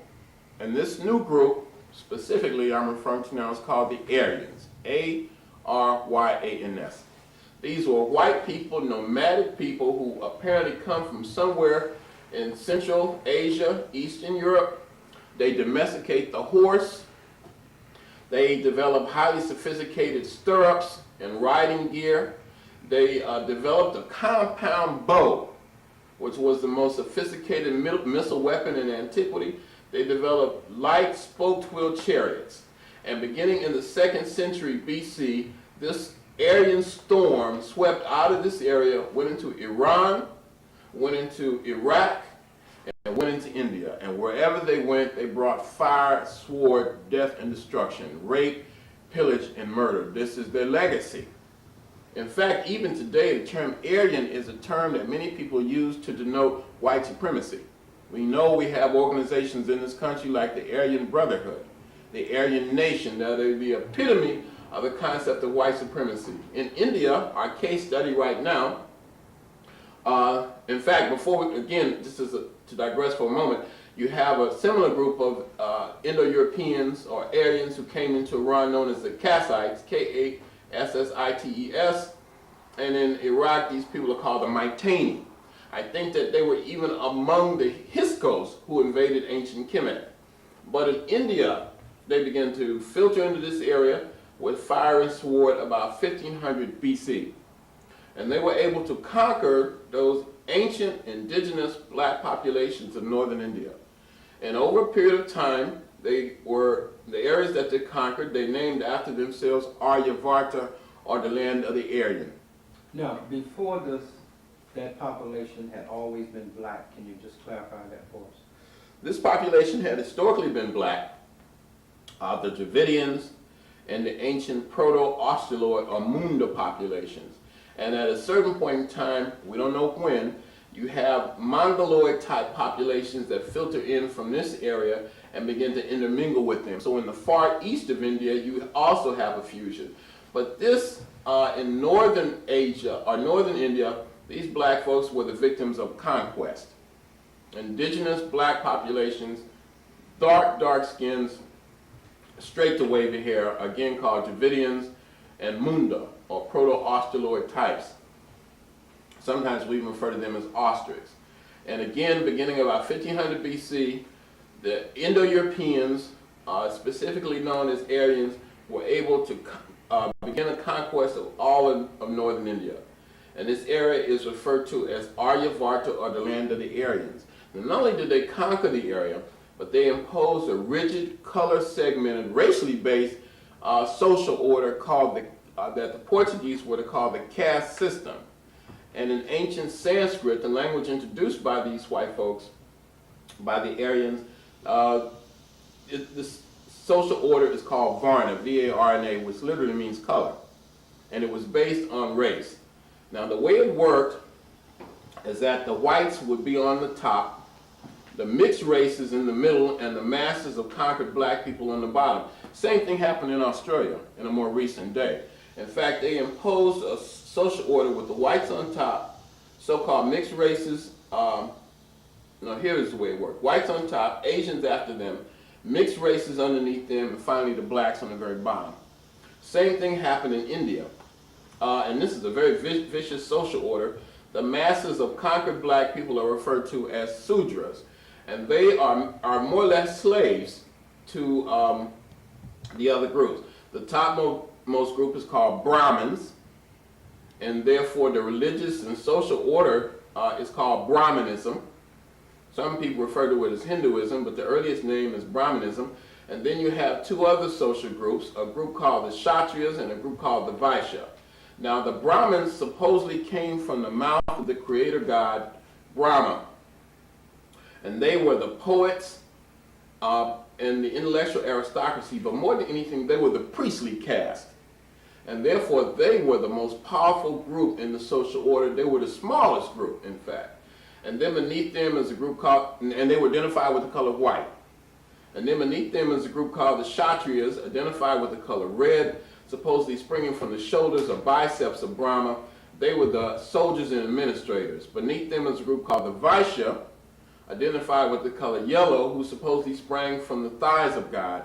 And then, according to this account, and this is found in the earliest Hindu texts, including the Rig Veda, you have the Sudras, S-U-D-R-A-S, the masses of conquered black folk, and they were to be slaves to the upper three castes, or upper three social categories. And beneath all of them were the outcasts, commonly called untouchables. Today, these brothers and sisters, because most of them are black, are referred to as the Dalit, D-A-L-I-T. The term Dalit means crushed, broken, and oppressed. And these were even slaves of the slaves. These are the most oppressed people that I have found in human history. And they were punished because apparently they were the descendants of those black folks who resisted the Indo-European invasions with the most energy. And as a result of that, they were made examples of. They were told that their very touch, that sometimes their shadows, the sound of their voices, will cause pollution or contamination, particularly to the upper caste. They could not enter a Hindu village, a Hindu town in daylight. Sometimes they couldn't go at nighttime because it was thought that their mere shadows will cause pollution. When they approached another group, they would have to beat a drum or play a musical instrument just to let people know that they were there so they could scurry away. And sad to say, this system is still largely in effect in India today. It is the most brutal system of, the most brutal social system that I am aware of on earth, and it is originally based in race. Even today, there are more untouchables or outcasts. Sometimes they are referred to in the official language as scheduled caste. More Dalits in India than the combined populations of England, France, Belgium, and Spain. Most of them are black. They are overwhelmingly Africoid, and I've had a chance to be among them on 3 different occasions, once in the 80s and twice in the last 2 years. So in a nutshell, I think that that provides something of a summary of the first 2 waves of black people. You have black people as the first people in Asia, or Africans, if you will. You have Africans who are the primary innovators of classical Asian civilization, be it in China, Japan, India, Southeast Asia, the Arabian Peninsula, Turkey, Syria, Jordan, Lebanon, Israel, Iraq, Iran, you name it, African people have been there and distinguished themselves, and this is very important. Now, the last and third wave is an involuntary migration, and that is those Africans who were enslaved. I always have to point out that slaves did not come from Africa, that African people were captured and enslaved, and there's a fundamental difference. I believe if you think, and these are in the words of Kwame Ture, one of our great ancestors, if you think your history begins with slavery, then you will come to the conclusion that the best you can hope to be is a good slave. He used to also say, in terms of the dispersal of African people, and he was a primary influence on me, in terms of where African people are located and how we call ourselves different names, he used to say that just because a cat has babies in an oven, you don't call the babies biscuits. And I think that that accurately summarizes our notion of identity and who we are and where we are. Now, in terms of the enslavement of the African people, this unfortunately has to be tied with the movement of the people called the Arabs. And the Arabs themselves, as I understand it, are largely a fusion between ancient African populations and Indo-European populations in Western Asia. Sheikh Anta Diop referred to this region in Western Asia as the zone of confluence. And here I'm talking about beginning from India, extending over into far West Asia. The zone of confluence is a zone of overlap and intermixture. Here's the southern cradle, or African cradle in Diop's words, and here you have the northern or European cradle, but in between is a zone of confluence where African and European or Indo-European intermingle, and this produced the Semitic world. And this is a critical phase, this is a critical world. because here you have elements of black and white. It's kind of like a racial, ethnic museum.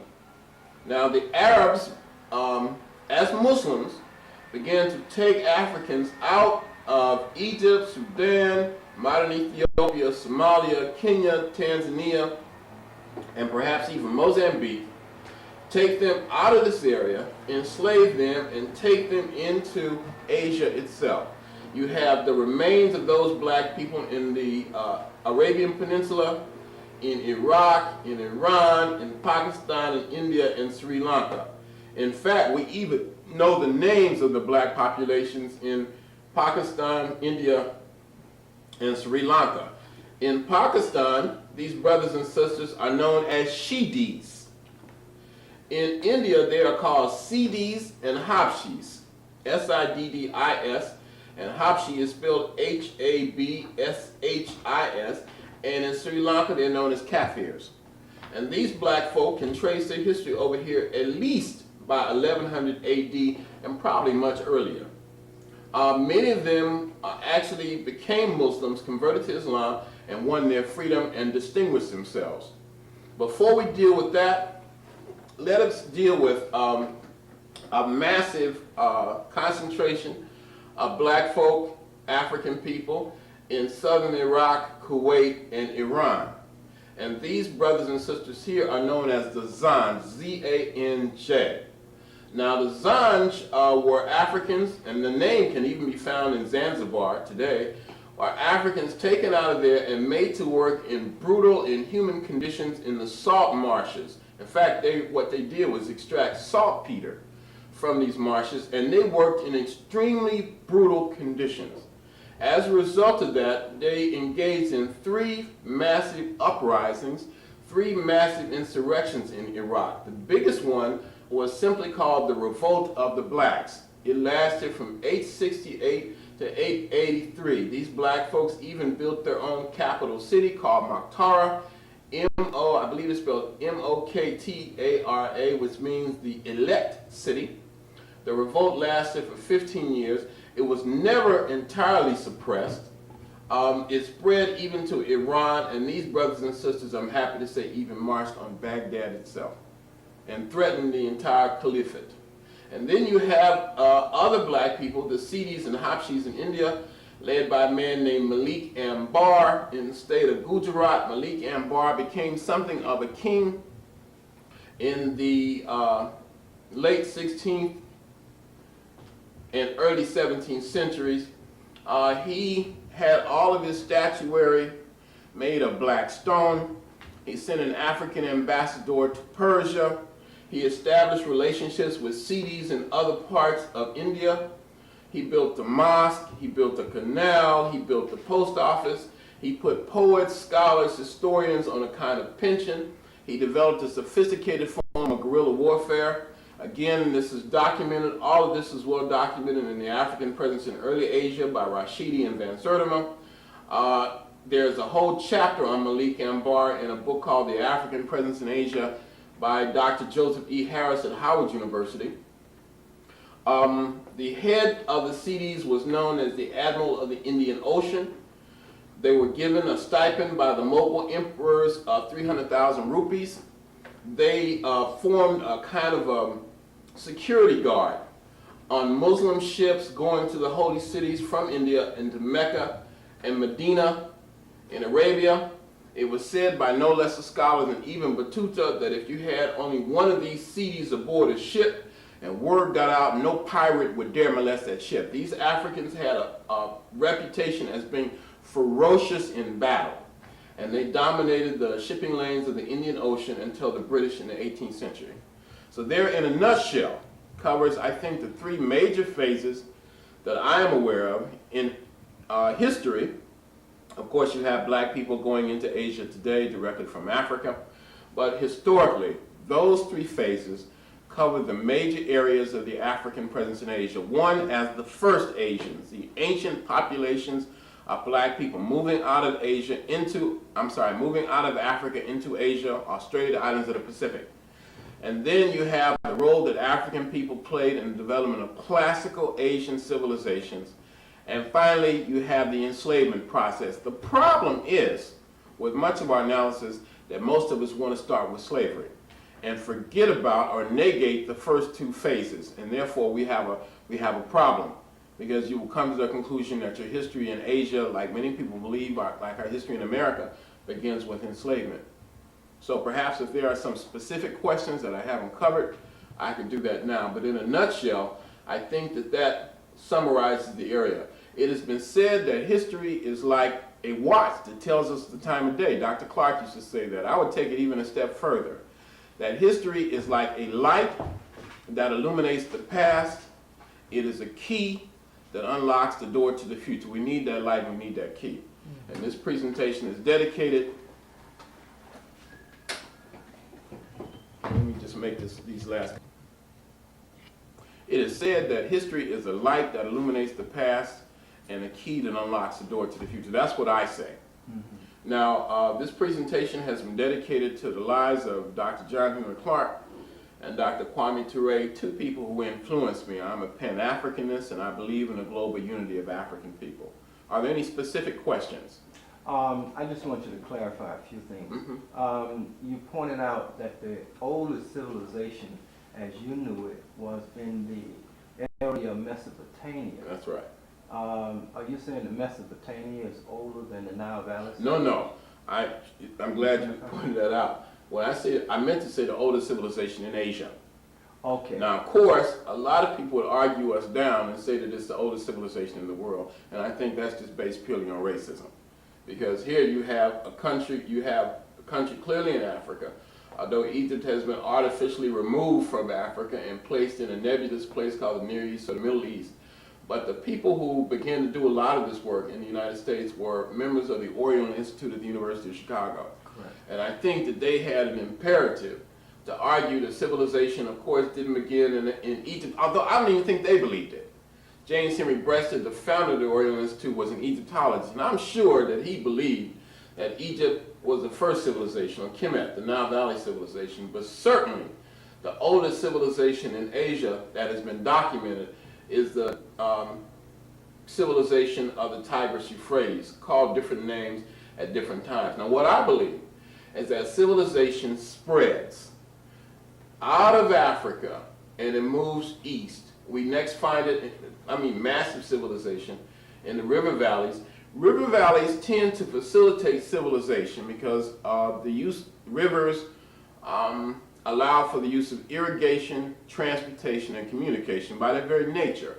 So I would say first you have the Nile Valley civilization, and then the Tigris-Euphrates civilization, and then perhaps the Indus Valley civilization, and finally civilization in the river valleys of ancient China.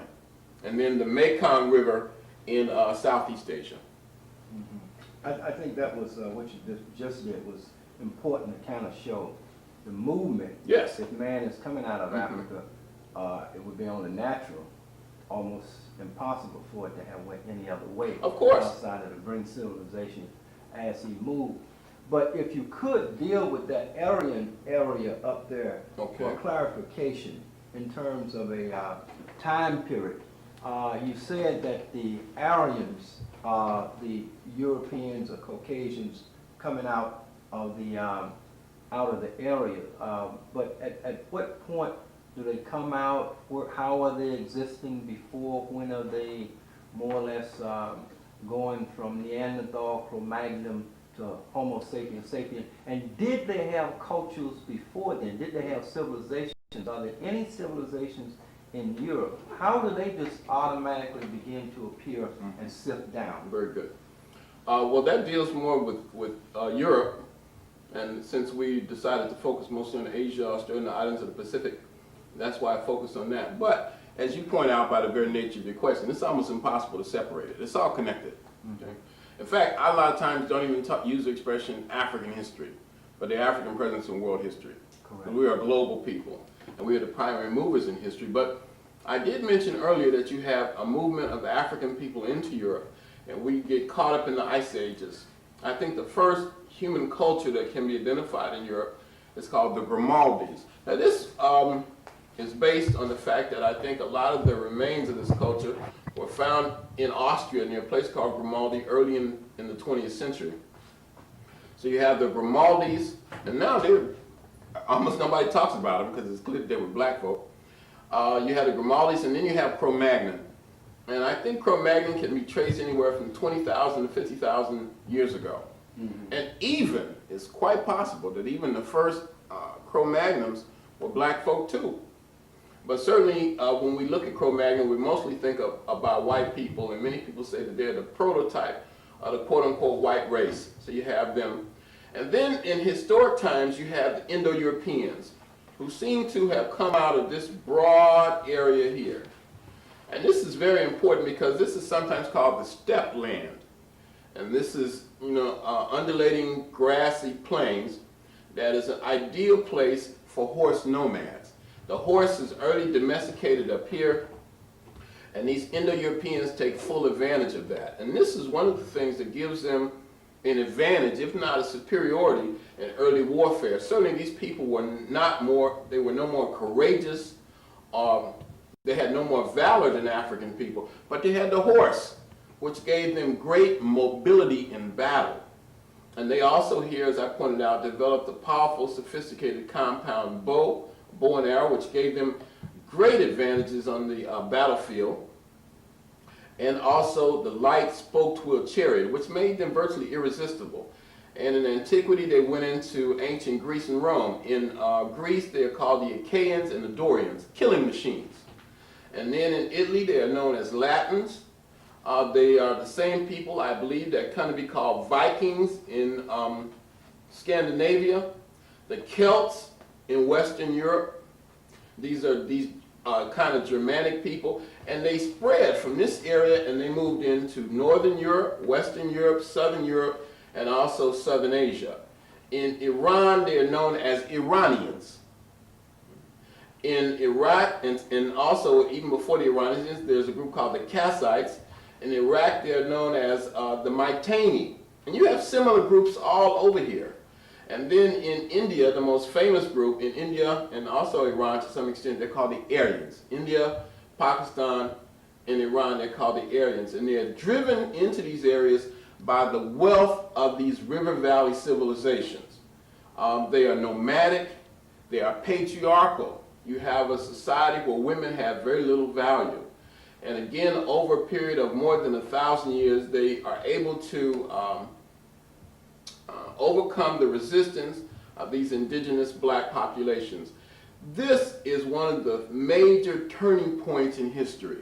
You have a people who really are coming out of a savage state here, drawn to the cultures of these areas, and in many ways adopt a lot of the culture. So that today, one of the big themes in revisionist Indian history is to say that black people, the Dravidians, didn't develop Indus Valley civilization after all, but it was those Indo-Europeans. And there's no evidence whatsoever to support that. Now you asked the question about did they have culture? All people have culture. All people have culture, but I make a distinction between culture and civilization. There is no civilization per se, but all people have human culture, no matter how rudimentary it might be. Okay. I think you've been very excellent, unless there is something. Oh, in terms of language, I just want to throw people, because we say that language began in Africa, and that Africa is the prototype of world language. Would you articulate on that? I'm a historian, and I can talk about that. But in terms of linguistics, I really don't have much knowledge there. You would have to say that virtually everything originated in Africa because of the mere antiquity of African people. Mm-hmm. But I can't comment on that specifically. Probably language obviously began in Africa. But I would think language is something that all human beings develop. Sometimes people ask me, since I've been described as something of an authority on Asia, and that's a real broad thing to say, they ask me about martial arts. And I get questions like, well, what about martial arts? What about kung fu and karate and jiu-jitsu and all of that? Isn't it possible that it developed in Africa and spread? It is possible. But what I tend to think is that there's certain, you talked about culture, there's certain basic things fundamental to human culture. I think that all people develop martial arts. And I think that they could be indigenous to the areas. I think that culture is a process that comes as a result of adapting to your environment. And based on adaptation, you would have language, you would have martial arts, you would have, et cetera, et cetera. So those are questions that I don't think there has been enough research done on. And I'm very careful about that. Now, 10, 15 years ago, 20 years ago, when I first got started in this thing, I would have said that without question. In fact, in the book, again, The African Presence in Early Asia, which has gone through 3 editions, and obviously I'm very proud of, in the first 2 editions, there's an article that is on the African origin of Asian martial arts. And perhaps if I knew more about martial arts themselves, I would be more quick to claim it. But I think that if we make a statement like that, and it's not really well verified, and it turns out to be incorrect, then it tends to diminish the rest of our argument, and I refuse to do that. So I would say that the African origin of language and the spread to the rest of Asia and the rest of the world is very likely. The possibilities that martial arts in Asia and East Asia is originated in Africa or certainly influenced by Africa is very likely, but I can't say that with certainty. Now, some people believe that you have a man, I think, named Bodhidharma, who came from India and helped introduce martial arts into southern China. But again, that's not a field of my expertise. Well, let me ask you this question as a closing question. And perhaps you can give a summary as we close out. I want to put kind of a timeline shot in the sense of looking at where civilization was, the longevity of civilization, before you get the first encroachment of the Aryan, of the invasions coming down and destroying those civilizations. How long had these civilizations exist? What time period are we talking about? Okay. That would have Now, Nile Valley civilization, we don't know how old it is. It may be 10,000 years old, or maybe 20,000 years old. Some people are arguing that the Sphinx itself may be 25,000 years old. Same thing can be said perhaps in Iraq. The earliest evidence of civilization may be 5, 7, 8,000 years old. But the Sumerians dominated the Tigris-Euphrates, the lower Tigris-Euphrates, beginning from about 3000 BC to about 1700 BC. The black folks in Elam in Iran, probably beginning about 2800 BC, 3000 BC. Indus Valley civilization, same thing, from about 2700 BC, when it really begins to flourish, until the time the Aryans brought it low to about 1500 BC. I think that the most ancient civilization of China, as I pointed out, the Shang dynasty, which is the parent dynasty or parent civilization of China, takes us from about 1766 to about 1032. Civilization in Southeast Asia is much more recent than that. Again, the Aryan incursions are about 2000 BC. So I think that it begins in the BC period, again with Nile Valley civilization, and then the spread of the civilization. The Arabian Peninsula, the Sabian civilization begins about 1500 BC. And again, when the Aryans or Indo-Europeans begin their movement, this really reduces many of these civilizations. And a lot of them never recovered. I think the reason that Kemet was able to recover and flourish is because of its geography, the isolation. It is said Egypt is the gift of the Nile, and the Nile is the gift of Africa. Most of Egypt is surrounded by desert and by water, so it wasn't quite so easy to invade and dominate it. But these other areas didn't have that kind of geographic protection, so that the Africans in these areas were largely absorbed by the Indo-Europeans and later groups, to the point that most people are not even aware of an African population here. See, it wasn't necessary to, it was necessary to remove Egypt from Africa. But these areas, it hasn't been so necessary to remove it because of the African population has been largely absorbed. They are there in small numbers, but very small numbers indeed. But again, the early writers, Herodotus, Strabo, Diodorus Siculus, all commented on the African and the books are still available.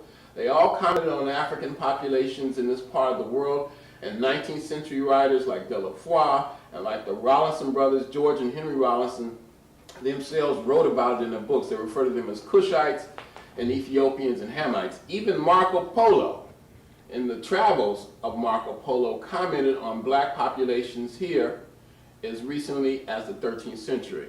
Chinese scholars wrote about black populations in Southeast Asia.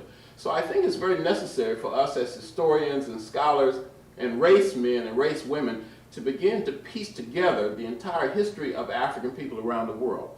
As Pan-Africanists, many of us have focused on Africa, on the Caribbean, on South America, on North America.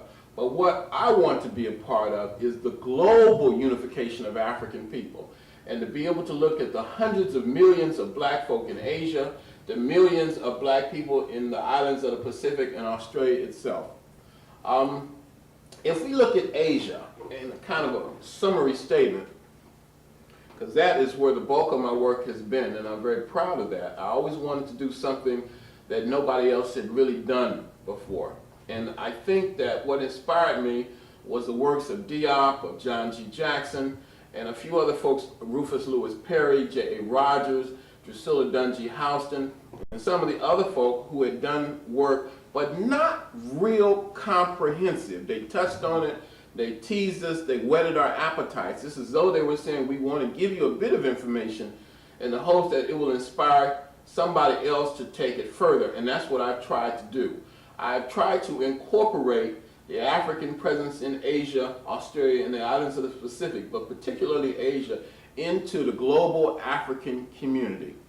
As the first hominids, as the first agriculturalists, as the first modern humanity in Asia, as poets and prophets and kings and queens, as sages and scientists, and even as servants and slaves, African people have known Asia intimately from the very beginning. Even today, after an entire series of holocausts and calamities, the African presence in Asia may number 500 million people. Now, who are these black folks? These are the questions. Who are these Africans? What are they doing? What have they done? These are critical, fundamental, profound questions that beg and demand critical, fundamental, and profound answers. And as Pan-Africanists, we must seek to supply those kinds of answers. And I think that this television program that we're recording right now goes a long way towards looking at that. Now, it's obvious this is too big a task for one person or even a few people. But I'm hoping, just like other people inspired me, that Reverend Minister Clemson Brown, Runoko Rashidi, and others will be able to inspire other people to go and do the real serious work. About 2 years ago, I got a letter from Oakland, California, from a lady who told me she was interested in doing research on the African presence in Fiji. And did I have any information? And I know that the black folk in Fiji trace their ancestry directly to Africa. They say that they came from Egypt and Tanganyika, as I understand it. And they sailed there perhaps as long ago as 50,000 years ago. And they have natural combs, picks, like we used to have in the 60s. They have big froze over there. And I found that interesting. So I called this sister, because I didn't have time to write, to tell her. And a child answered the phone. And I said, can I speak to your mother? And she said, she's not here right now. Well, can I leave a message? And she said, well, the person that you want to speak to is me. And I said, really? I said, are you the person that wrote me this letter? And she says, yes. And she said, by the way, I read your book, The African Presence in Early Asia, all 400 pages of it from cover to cover. And I have some profound questions I want to raise with you. This is a 13-year-old kid. And those kinds of things make you feel good, because you feel like the future is secure in spite of all the negative things that we see. We see that the work that Dr. Ben, Dr. Clarke, Chancellor Williams, John G. Jackson have had, the work they've been doing has had an impact. And we are carrying it on, and it's going to go down to another generation. I have to ask you one question because it comes out of your summary. One needs, the question is, the culture of African people, because it wasn't Africa before. We call it Africa now, but there was no such thing as a geographical location as Africa. We were just kind of spread out on the earth. We were earthlings. But what kind of culture, and did it seem to be kind of a unified culture that the people in the early times existed, because it seemed to me that there was kind of a harmonious relationship in most cases. You don't point out any wars and things until you get to Aryans, so perhaps you can kind of Well, I'm sure that there were wars. In fact, we know that there were. But they weren't the kind of genocidal war that we associate with the advent of Europeans. We know, for example, that in Iraq you have the various city-states that fought against each other. And I'm sure that there were conflicts, and we have conflicts in the Arabian Peninsula, but it's not the kind of real murderous, fratricidal, give no mercy, expect no quarter conflicts that are associated in the historic period. That's an area, there's so many questions that we have.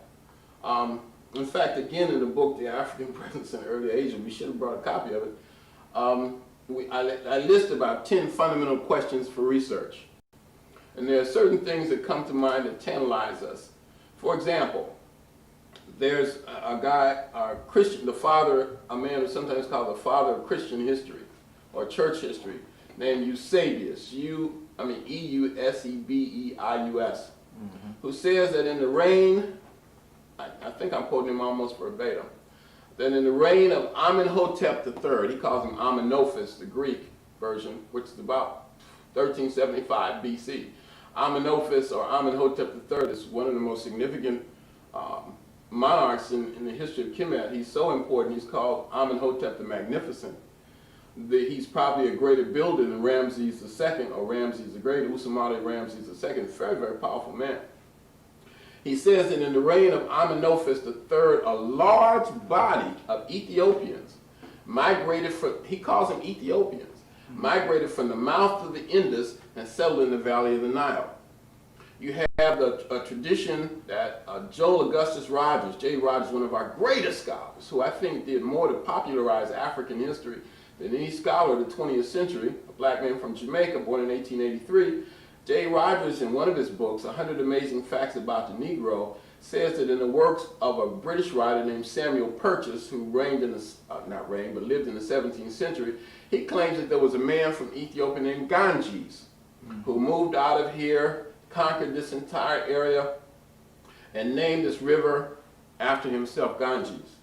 There's Herodotus, who says that there were black people near the Caucasus, even today, but certainly in his time, which is about 450 BC, which he claims were the descendants of soldiers left there by the great conqueror Senusret III in the 12th dynasty, which takes us to about 2000 BC. He says Senusret III was a great conqueror, and he conquered all into Asia and Europe.